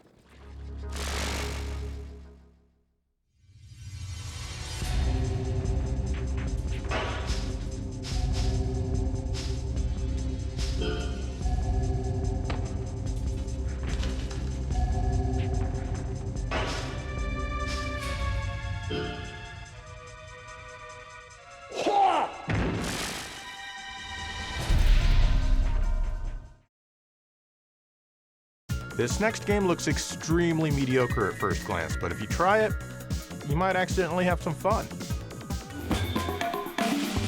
Here's Thunderstrike 2 from Core on the Saturn, also known as Firestorm Thunderhawk 2. This is a helicopter combat game that puts you in the cockpit. That's right, you specifically. It's a sequel to Thunderstrike, or Thunderhawk, on the Sega CD, which was a great game and pretty well regarded. When this one first came out, I rented it, and I was underwhelmed. I had higher hopes for it since I loved the Sega CD game. I never played it again until recently, and honestly, I may have misjudged it. Now, don't get me wrong, this isn't the best game ever, but it's way better than a lot of stuff back then. Anyway, you start by choosing an area. Each area has several different missions to complete. Before you start your mission, you can choose which weapons you'd like to bring along. Then, off you go. There are tons of different enemies that you can shoot down, and naturally some of them will be after you as well. You can even take out a lot of the landscape, just like in the Sega CD game. But your main concern are your primary targets. Follow the red line at the top of the screen to seek them out. You can also use the map, but it isn't as good here as it was in the original game. Once you destroy all of the primary targets, then your job is done. Just fly outside of the mission boundary and the stage will end. You have different types of missions, like escort missions from time to time. The game has 3 different types of views, the first being in the cockpit as I've been showing you. There's also a mode that gets rid of the cockpit graphics and cleans things up. And finally, there's a third-person mode. This one is a bit weird because the camera swings around to look at your targets and it can be disorientating, but you can kind of get used to it. Hell, the camera even does this a little in the cockpit mode. Cockpit. The game controls basically just like the original, but it adds support for the Saturn mission stick, which makes it even more fun. Like, lots more fun. Graphically, the game isn't bad for the time, though the draw distance isn't very far. But the frame rate is pretty stable. The sound is fine, but where this game really fails is the music. The first game had great music, and you can hear it. This game also has music, but it's not great and you can barely hear it in some stages.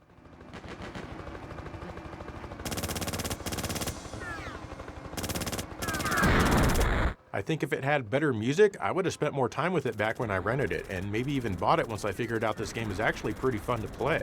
Seriously, never underestimate the effect on music in games. This game is also on the PlayStation. It's identical in every single way, except for the ways that it isn't.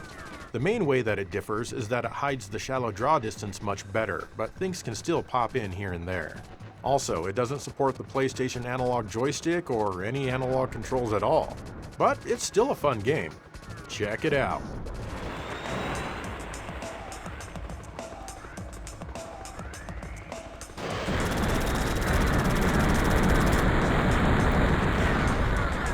Main target dead ahead. Repeat, main target dead ahead.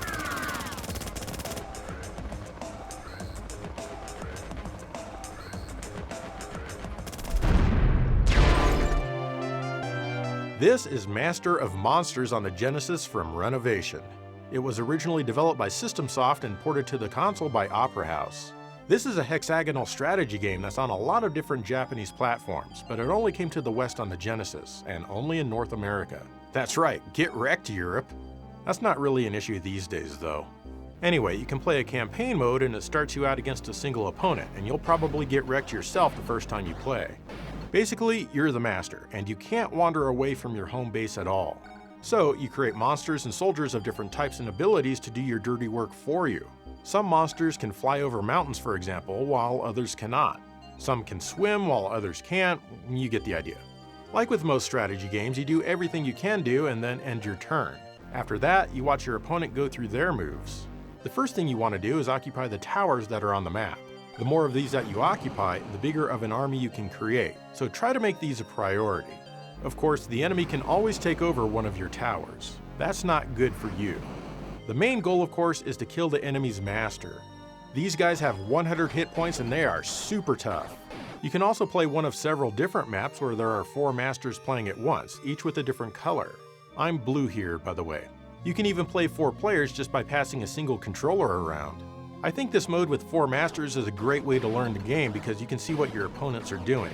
They also attack each other instead of just going directly at you, which gives you some sort of hope. Your monsters get experience for every battle they participate in, and yes, they even level up. Their form changes when they level up, which is pretty cool. You also have magic, which can do things like heal, a special attack, or self-defense for your master's area. There's also force, which is basically an elemental being that you can have attack enemy monsters anywhere, except for the masters. It is absolutely vital that you learn how to use this well if you want to succeed. Be careful though, as your force has a life bar and it can die. Both your force and magic, as well as your ability to create new soldiers, are dependent on if you have enough points and stuff down here. It's usually not an issue though. Also, if one of your monsters dies in battle, you can create a new one to replace him as long as you haven't lost any towers. A single map can take a couple of hours to finish, but you can increase the game speed to help out a tiny bit with that. Once you kill the first master, things become a lot easier because by then the other masters probably have at least a small chunk taken off of their life bar. It also becomes a lot more fun as now the other two opponents are more focused on you. That's okay though, I have my tactics and I will surely win. And hell yeah, I did! Destruction for you, you sorcerer mofo! You gotta be careful though, as you only have a limited number of turns. I kinda feel this part is a bit unnecessary. I mean, your opponents are using the exact same amount of turns as you are. What's the point? I just wasted 2 hours. The graphics aren't anything special at all, though they do change a teeny tiny bit depending on the terrain. The music, however, is excellent, with each master having their own theme that plays during their turn.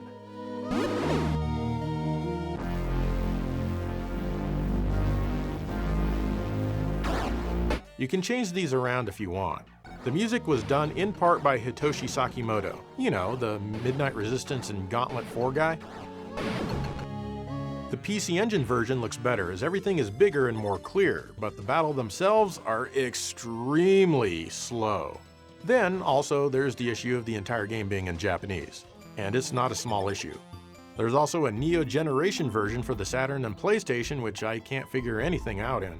It might be good though, I don't know. So yeah, just stick with the Genesis version.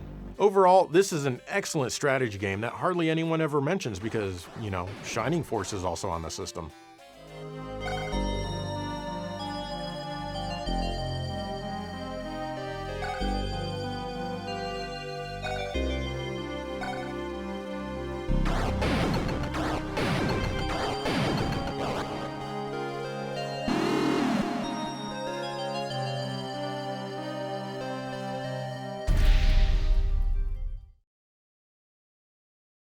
Y'all remember those old single-screen arcade games that were popular before scrolling was invented? That's what we all wanted on our powerful new 16-bit consoles, right? Well, y'all should have wanted this one. Here's Galaga 90 from Namco on the TurboGrafx 16. It was called Galaga 88 in the arcade and on the PC Engine. It was released on the TurboGrafx in 1989, they just future-proofed the name. And by 90, they mean 2390 because this game takes place way in the future when we're gonna have kooky space battles and stuff.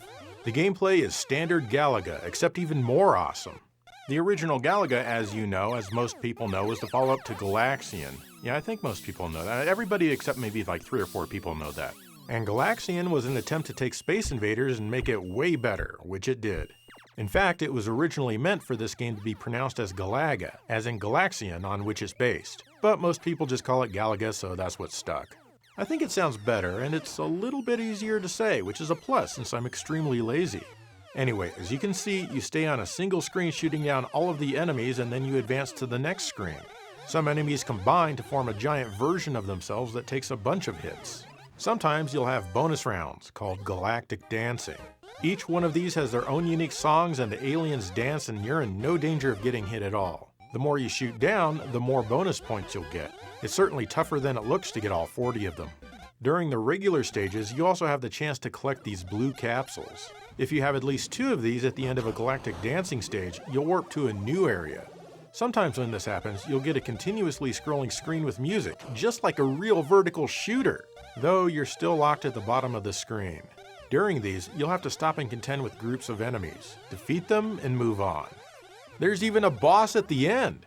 Occasionally, an enemy will attempt to capture your ship with a tractor beam. If they succeed, your ship is gone and you need to dip into your remaining lives, but you can recapture it. If you can get it back, you'll get a double fighter. Normally, I'd recommend using rapid fire for this game, but being careless with it might make you destroy your own ship when this happens. Oh well, just use one button for rapid fire and leave it off for the other. You can even begin the game as a double fighter, but you only get 1 life remaining instead of 2. Seriously though, this can help out a lot, especially with those galactic dancing stages. It does make you a bigger target though. A red capsule will give you a triple shot, which is crazy awesome. You can also achieve this by letting your dual fighters get captured. The game offers multiple paths depending on if you collect the blue capsules or not. The higher dimensions have tougher enemies, and you can even get a higher score if that's what you're after. The graphics here are nice, for a Galaga game. They're nothing less or more than they need to be. The sound and the music are great, especially when the enemies die. The TurboGrafx 16 excels at these pleasant sounding and funny sound effects. Overall, this is the best Galaga game ever made as far as I'm concerned, bested only by the arcade original. And really, this version isn't that far off at all. I imagine this one got looked over because it wasn't exactly what most people wanted from their brand new fancy next generation video game machine at the time. But hey, we're over that nonsense now, we just want good games. This one is incredibly fun, and it's another one that I wanted to include in my TurboGrafx 16 Top 10 video.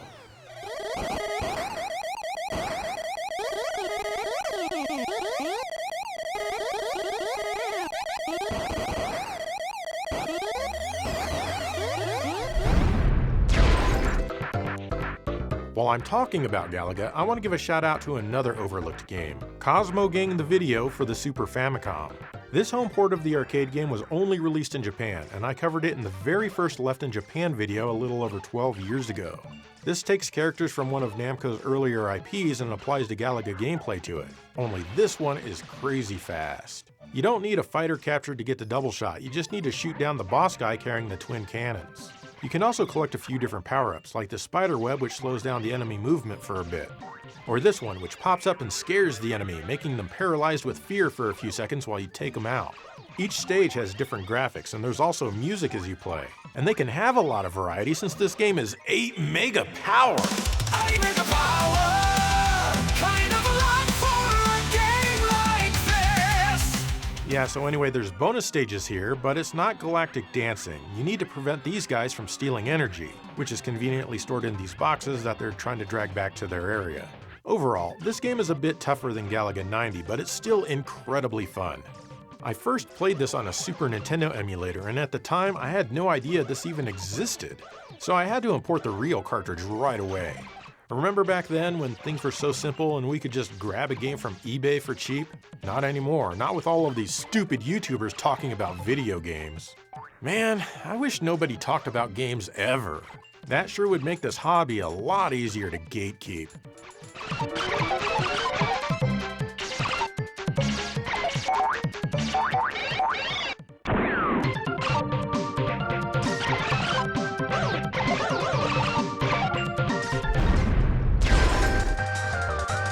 Here's Bomberman Hero on the Nintendo 64 from Hudson Soft.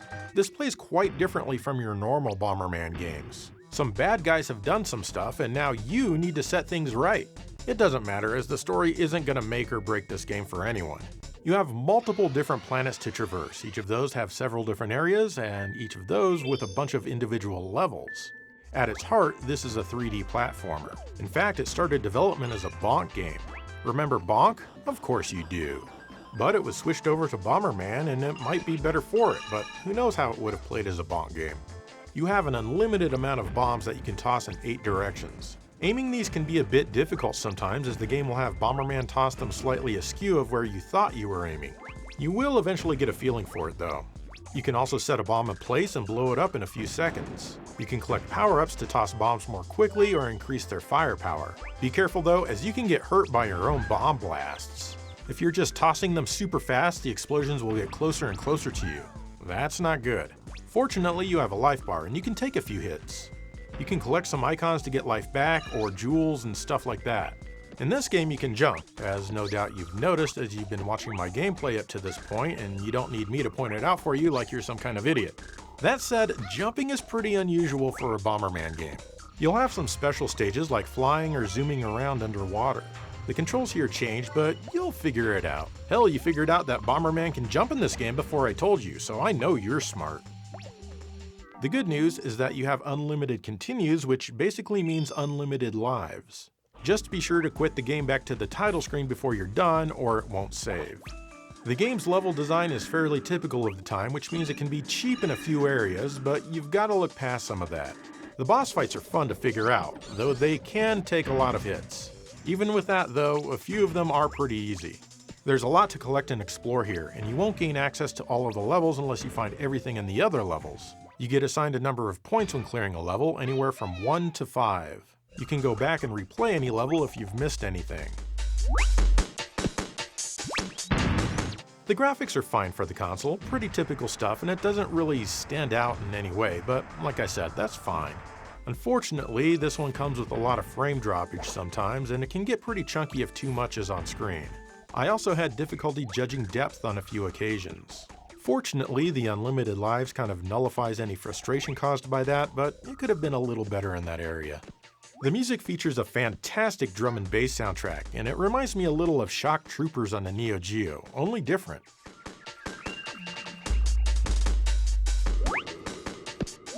It's good stuff, and I'm glad it's good because there's not a ton of different tracks here. The sound quality is excellent for a cartridge game. Lastly, this might be the only Bomberman game without a multiplayer mode that exists, at least on a real console, not on a phone or something. So yeah, it's certainly not a perfect game, but it is fun, and people seem to rarely bring it up. Give it a go. It's way better than a lot of 3D platformers for the Nintendo 64.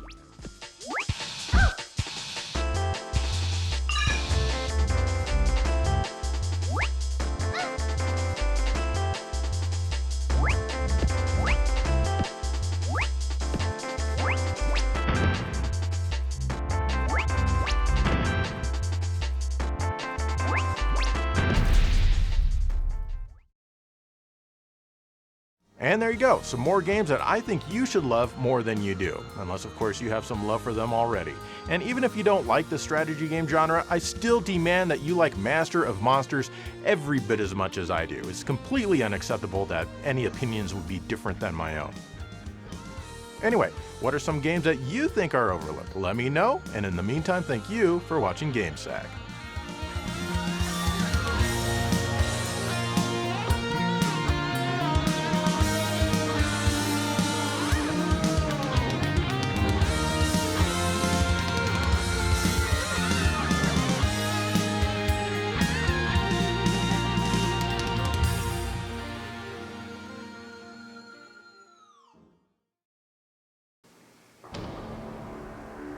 Why is it so foggy in here? Whoa. What is that? Introducing the Nintendo 64 video game system. Nintendo offers the latest in 64-bit fog technology. Immerse yourself in 3D worlds where you can kind of see nearly 30 feet away. Real gamers love fog, and we've designed this console especially for you. Nobody likes good color and clarity. Muddy, soft, and foggy are the graphics of the future. Nintendo 64. Wow! Because a clear field of view is for complete losers.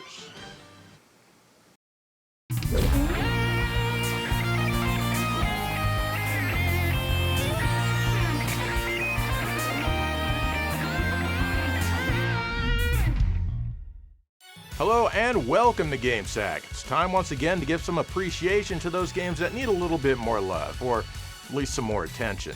Good attention, that is, so yeah, basically some more love. Let's start with a Genesis game that didn't even get much attention back in its own time.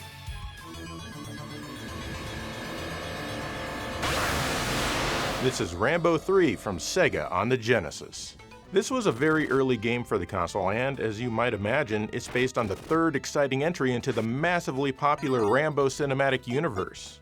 Actually, it might just be the worst movie of the bunch. Anyway, the game starts out with Red Foreman telling you that you need to rescue Colonel Troutman, your former commander. He's been captured in Afghanistan for some reason. I forget why. I think maybe he was trying to help some of the people there, but who cares? All you know is that you gotta get him out. This game plays fairly well. One button shoots your machine gun, which has unlimited ammo. Rambo will fire in a spraying pattern if he's standing still. Unfortunately, there's no way to strafe. Another button deploys your special weapon, which is either your melee knife, your explosive crossbow, which requires a charge, or a time bomb, which blows up after a second or two. The third button selects between your special weapons. You can sometimes pick up icons to increase your stock of arrows and bombs. Some of the stages you just need to get to the end. Other stages are giant mazes. Yeah, that might sound like it sucks, but gamers love mazes because an exceedingly large percentage of games employ mazes. So that means you're gonna love these mazes, or maybe you just don't like video games. In the first maze, you're rescuing prisoners. The one that you want is always the very last one that you rescue. Nothing you can do about that. And that guy tells you that the entire place is about to blow up. Wait, is that Rutger Hauer? Why is he in the game? He's never been in a Rambo movie. Or how about this other maze, which requires you to blow up boxes filled with Sega merchandise? Can't let the enemy enjoy Sega. They don't deserve to have fun. After some of the levels, you get to have a first-person battle with cool scrolling that I thought looked amazing back in the day. This is basically as close as the game gets to a boss fight. Don't spend too long charging up your explosive arrow or you're gonna get hit. Now this has all of the markings of an early game for the console. It's pretty bare bones, it's short, and it probably won't take you too long to beat it. It's only 2 mega power, which is super low, so that's the main reason. But you're still gonna have a fun time going through it and making subsequent runs faster as you learn the mazes. I love quick games like this, but I haven't played this one in a while and I was a bit rusty in the mazes. But my next playthrough is gonna be much better, if I don't wait so long to play it again. Anyway, not every game needs to be super long. For a 2 meg cartridge, this game looks pretty good, especially those first-person segments. I like the shadow effect of these doors opening and closing, it looks really cool. And Rambo himself even has a true transparent shadow, not a weak dithered mesh. The music sounds great, again, for such a small cartridge. They went all in on the stereo effect, something that many other games just didn't seem to care as much about. The sound quality of the instruments in this stage sound pretty haunting and unlike anything I had ever heard in a video game at the time.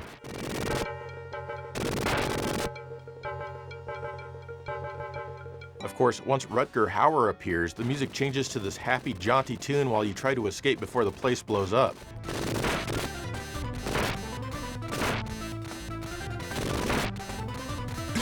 I think they could have used a different composition there, it's just so out of place. So while this certainly isn't the best overhead run and gun game ever made in the history of the planet, it's definitely worth a trip through, or 12. If you can find it for cheap, so much the better.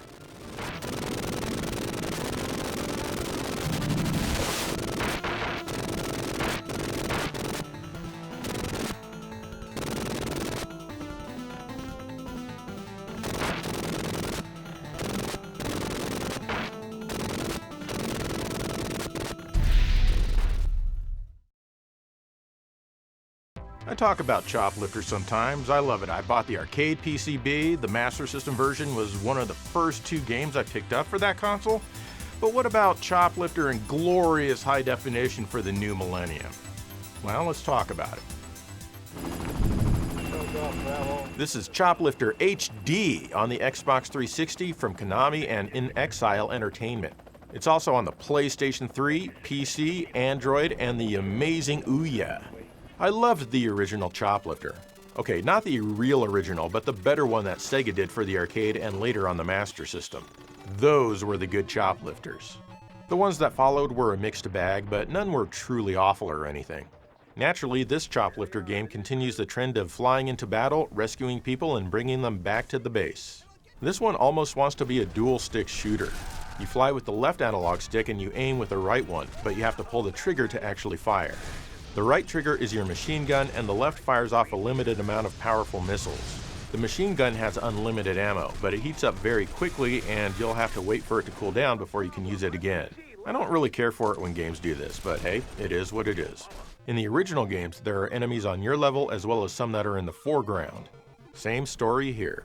And just like those, you have to rotate your chopper so that you're facing towards the screen to get the ones in the foreground.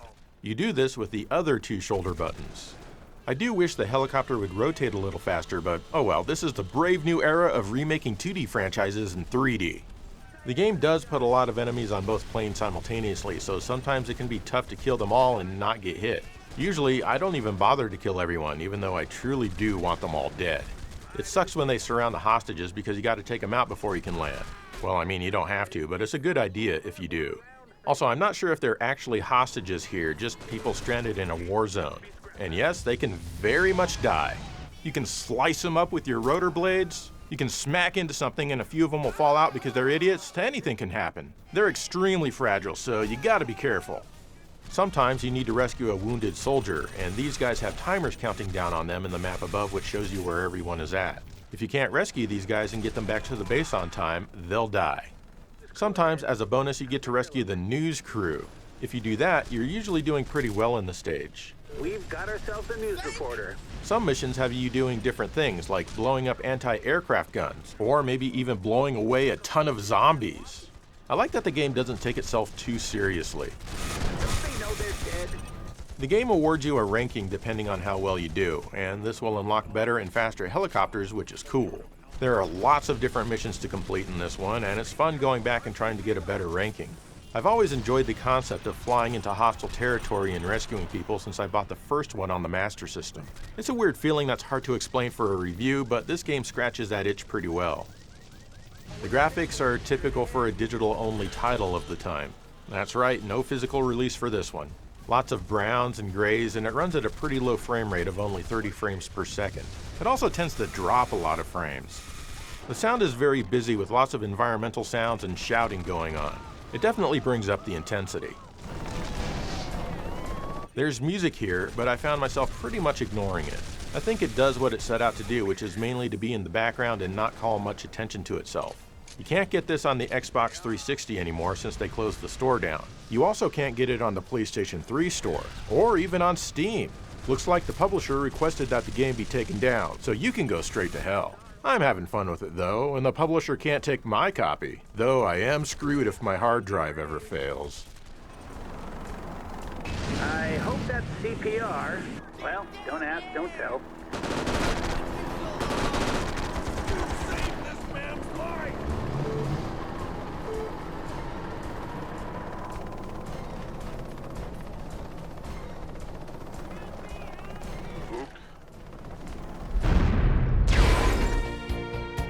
In the mood for an old school RPG? Why not give Guardians Crusade on the original PlayStation a try? This one was published by Activision and was developed by Tamsoft. You can already tell by looking at it that it's not very appealing visually, but you do get used to how it looks. What's most important though is that it plays quite nicely and it tells a somewhat competent story. So you're this knight dude off running errands and getting into battles. The battles aren't random, as you see these little spermy things wandering around everywhere. If you touch a sperm, then you go into battle. The battles here are pretty standard fare at first. They work well and they're fun to play. What's funny is that once you level up enough, the sperms will wriggle away from you. You've powered up enough to become the ultimate birth control. On your way back from your first chore, you encounter a pink thingy. You call him Baby. He was dropped by the stork on the way to his mother, and now it's your job to deliver him there. Or the world will melt into pure chaos for some reason. The stupid mayor of your town tells you that Baby is probably cursed and that you should get rid of him at a cave. So you do, and off he goes. You go home, but you feel guilty about it, so the next day you go back to get him. Of course, that means wandering through the cave maze. You like mazes, right? Of course you do. That's why you love Rambo 3 on the Genesis as much as you do. You eventually get Baby back. After this, he fights battles with you, and naturally he's weak at first, but he levels up fairly fast. Another thing about this game is the living toys. They each have a different function. For example, when you use one, he can display a huge overworld map for you to study. Others can be used in battle to help you fight. You collect a bunch of them. The entire game is built with a few dozen polygons. It works like Grandia in that you need to rotate around with the shoulder buttons to see everything. What I like is that the two sets of shoulder buttons rotate the camera the opposite way. So if you think that using L1 and R1 feels wrong, you can just use L2 and R2 to spin the screen the opposite way. It's a nice touch, and I appreciate it. The translation seems pretty basic, and there are touches of humor and personality here and there. I don't know if it's super faithful to the original Japanese text, and honestly, I do not care. I'm judging the game by what I see here, and the dialogue and whatnot seems mostly fine. Like I said, this game is not appealing visually. In fact, it's quite rough. There's an overall lack of detail, and the animation at times can be quite laughable. But at the same time, it does have a bit of charm to it after a while. There are several different options for the camera, including one that automatically follows you. I had to turn it off as it kind of made me a bit confused while using it, but then again, I get confused easily. The music is mostly great, and that really helps with this one. There's no voice dialogue here.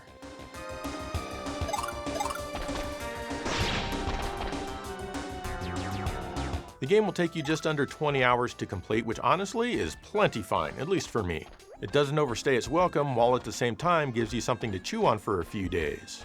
I like that the game plays well and isn't annoying, and also that the battles are actually enjoyable and not over-designed. Check it out if you like JRPGs.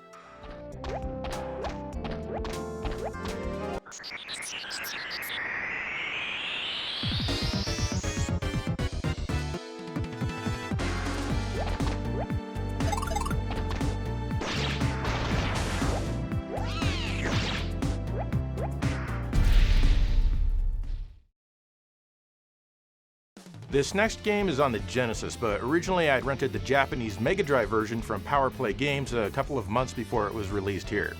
There you go, that's my exciting personal history with it. Now let's talk about the game itself. This is El Viento on the Genesis from Wolf Team. In English, that means the wind. Now you know. And knowing is half the battle. You play as Annette in this side-scrolling action platformer, and it looks pretty rough at first sight. The visuals are typical Wolf Team, with poor use of color in many areas and artwork that is hardly inspiring. Even the sound is kind of unappealing. The music is fine, though certainly not great, but the sound effects are pure farts. Farts everywhere.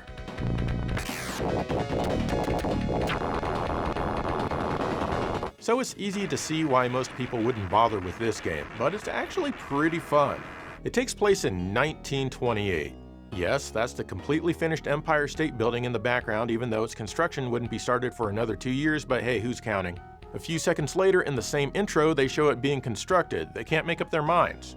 Anyway, you're off to thwart an enemy who wishes to resurrect an old god. You travel around to lots of different places in your 1928 journey.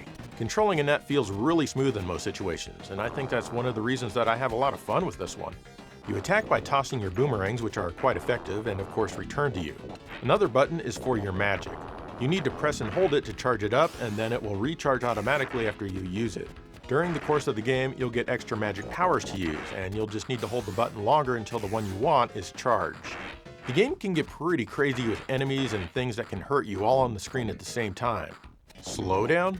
Wolf Team doesn't care if the game slows down. Here, have some more sprites to make it slow down even more. The stage design can be absolutely wacky, like, did they have someone's kid design this? I would have done something like this when I was 5. It still manages to be fun though. There are cutscenes between each stage that tell the story. I like how one of the faces on Mount Rushmore is an Easter Island head. You've probably noticed the blocky graphics for the explosions and a few other things that are really pixely. You're not allowed to like or, God forbid, be impressed by these. Sure, blocky pixels are praised on the Super Nintendo when it does its effects, but remember, on the Genesis, those same effects are bad. Sorry, but I don't make the rules. Seriously though, this was an interesting graphics choice that they made here, and it does kind of make the game stand out for it. Composer Motoi Sakuraba did the music. He's famous for the Shining Force games on the Saturn and many of the Tales of games for various consoles and tons of other stuff. He's very prolific.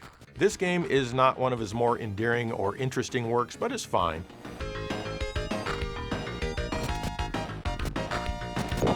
This title was followed up by Ernest Evans, which takes place before El Viento, and it's not so hot. The sprite movements are downright weird. A+ for the effort though. Ernest Evans was followed up by Annette Fudetabi, aka Annette Again, for the Mega CD, released only in Japan. This is a poor fighting game, but at least Wolf Team started getting better with their color usage on their sprites. Overall, El Viento is a bit janky in spots for sure, but hey, you might find yourself having fun. I enjoyed it back in the day, and I still enjoy it now.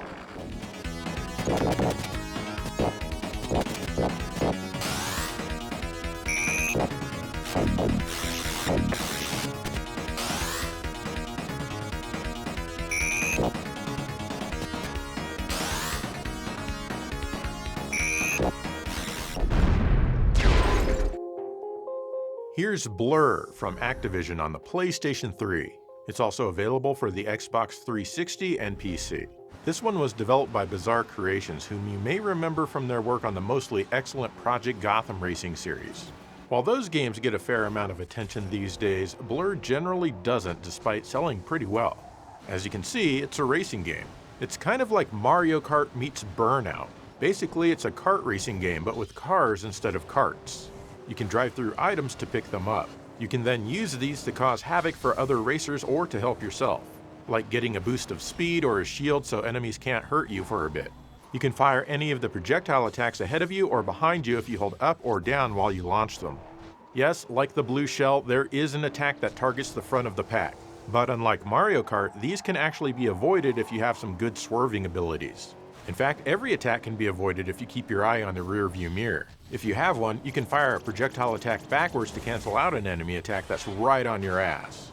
Your car also has a life meter that depletes as you take damage. If you lose all of your life, you wreck. You can still continue the race, but you'll find yourself pretty far behind. Fortunately, there are repair icons scattered about that will fix you completely. You can store up to 3 items at once and toggle their order with a different button, so it's a good idea to try to hang on to a repair icon if you can. It's like Burnout in pretty much every other way. You have different types of events, from ones where you just race to those where you must defeat a certain number of enemies with attacks or even checkpoint attacks. The general vibe of the game really does feel like it could be Burnout's cousin, and I certainly don't mean that in a bad way. There are other things to do during a race, like run through fan icons. There's at least one per race, and the most basic one has you running through all of the gates in order, also within a certain amount of time. There are also fan demands, which can be lots of different things like drifting well or attacking an enemy with a current power-up that you have. These aren't necessary, but they definitely help award you more fans at the end of the race. The more fans you have, the more cars that will be unlocked for you to choose from. You can always go back and do races again to get a better result. I really love playing this game, but it kind of flew under my radar back when it came out. The graphics here are great for their time. That phrase is key, for their time. There's not a lot of color here, and it's mostly gloomy looking with an overabundance of grays. The game runs at 30 frames per second, which isn't ideal, but I don't believe that it ever caused me any issues controlling it. A better frame rate would still be nice though. The sound is really good, and it's in full surround, and they give you control over where the speaker placement is, which is kind of cool. They even let you adjust the subwoofer. I really appreciate these kinds of options to get the game sounding as good as it can for my particular room. For music, it features a mostly mediocre licensed soundtrack, which can be turned off, and I definitely did that for this video. To sum it all up, if you've ever played NASCAR Rumble on the PlayStation or Rumble Racing on the PlayStation 2, you have a good idea of what this game is all about. But I personally think that this game's better than both of those. Unfortunately, Bizarre Creations is no more. But I'd love to see the old band get back together to make a modern update to this one. It's really fun.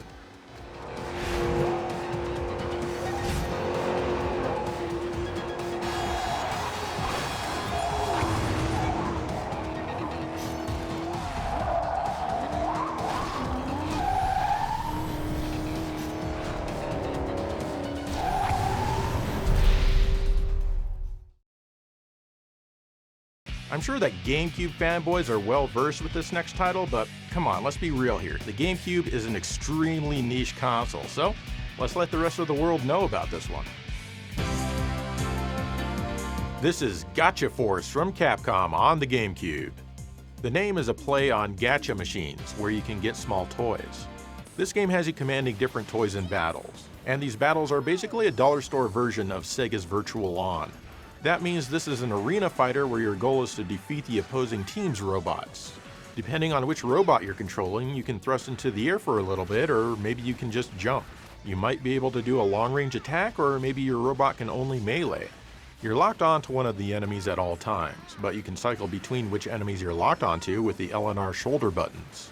This can create some weirdness with the camera, and I know it's confusing as hell to watch, but believe me, it's actually quite fun. You move around on a map and select your next fight. As you win matches, you'll collect more little robots. You can edit them into a force. Each force has up to 4 robots, but only one of your forces can enter any given battle. You'll also get other kids to join the Gotcha Force, and they'll fight alongside you with their own robots. This is good because it gives the enemy something else to aim for, and the AI does an okay job battling with you. Before a fight, you choose a team member which can have up to 4 of their own robots. If your robot dies in battle, then the next one comes in and now you're controlling that one. So basically you can have up to 4 lives per battle. But this also means that each enemy can have 4 robots that need to be defeated. It can get pretty chaotic, as you've obviously noticed by now. Like I said, the camera can get weird sometimes, and if you're locked onto an enemy that's behind something, you may be able to see through it but not shoot through it. Even with this craziness, it's still fun, though I do find it pretty easy overall. You can save your adventure between any match, and there are a lot of matches in this game. The graphics are sharp and run at a constant 60 frames per second no matter how crazy the action gets. The music is very energetic and I love it.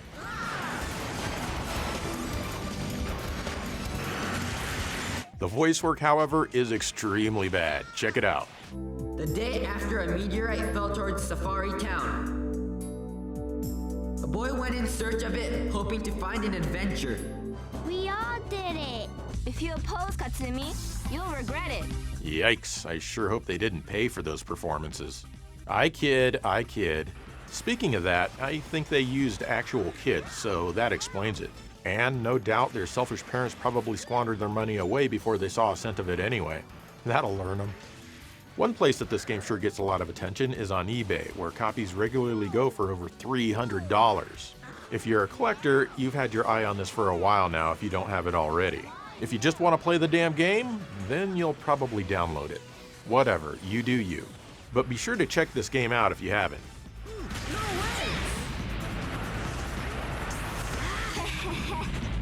I'll show you. Ouch! Ow, ow, ow!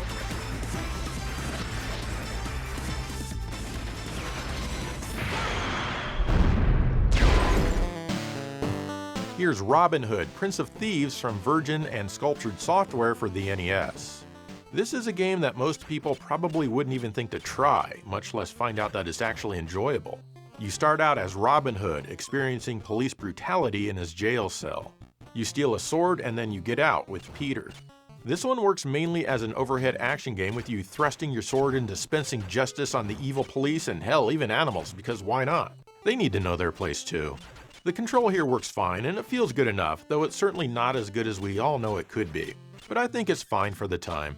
For these overhead scenes, you can only play as Robin Hood. What I found interesting about this one is that it also incorporates an almost point-and-click style to it. You can bring up a menu and search dead bodies and then take items if you find any. You can select player from the menu and manage your party and items. This is all very similar to a lot of the computer games of yore, like those from SSI. So if you need to heal, you just drag some food up to the mouth. You can easily transfer stuff between party members by grabbing the item and then pressing the arrows to switch members. There's also a map which can give you a very limited view of your surroundings. All in all, this screen is quite easy to use considering this is an 8-bit console game and not a computer with a mouse. You earn experience as you kill police, their friends, and animals, and you level up. All of your characters will level up even though you're only controlling Robin Hood. You can also boost your stats by finding better weapons, clothes, and armor. Sometimes you'll transition to a one-on-one side view fight. The characters here are much bigger. Unfortunately, the control leaves a lot to be desired in these scenes, but it's good enough to be able to win if you try hard. It does add a little variety at least. Sometimes you'll battle a ton of enemies at once, and the game will switch views to where everybody is really tiny. But here, all of your party members are fighting at once. You can switch between them with the start button and control whichever one you want at any time. So long as the character being controlled survives, it's okay if the others die. But you'll need to heal them after the battle, so hopefully you have the proper items. You'll quickly build up your band of merry men and make camp. Your goal is to take out the evil sheriff of Nottingham, who is in charge of the police that you've been killing. From your camp, you can set out on different missions which have specific objectives which you'll figure out along the way. This does kind of make the game a hair repetitive since you're seeing these woods a hell of a lot, but I suppose that comes with the territory. You like mazes, right? Damn straight. The collision in the overhead scenes is pretty funny. Robin will bounce off of any solid object that he can't pass. And I love how he can't go past this tower which is dozens of feet above him. Just can't be done? Sorry, Robin, but you can go straight to hell. The graphics are okay, certainly not top tier for the console. I do wish there were more variety in the visuals. There's a lot of brown in this game. Not enough to make you think it's an Xbox 360 title or anything, but it's a lot of brown. The sound and the music are also both fine. Nothing memorable and nothing that will make you want to turn the sound off. But I do love the progression in this one, though I do wish it allowed you more continues. Give it a try. I, for one, was pleasantly surprised.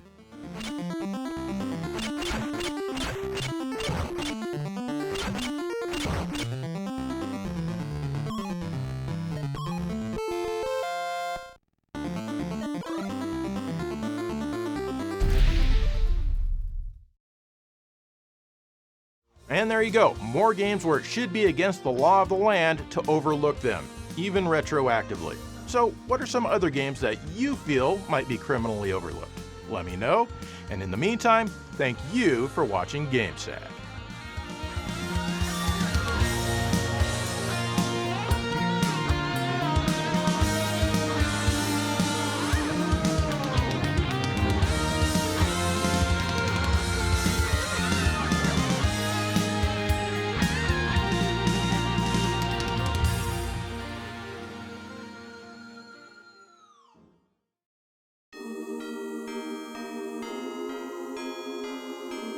A very Sega of America Christmas.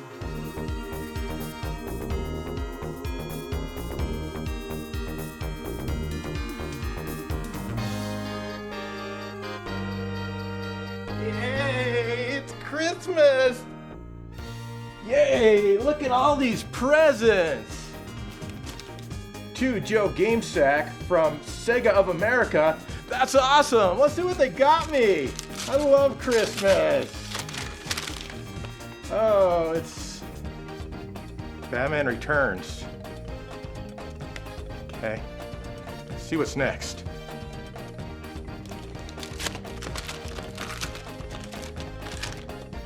Oh, Tailspin.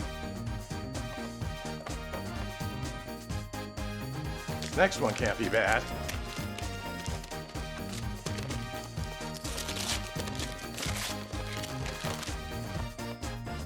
Oh, it's Shakan, the Forever Man.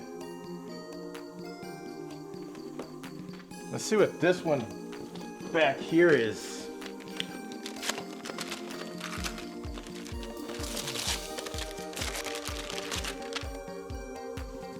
Green Dog. Okay, well, this one could be a Saturn game. Might be good. Come on. Come on. Please be good. Black Fire.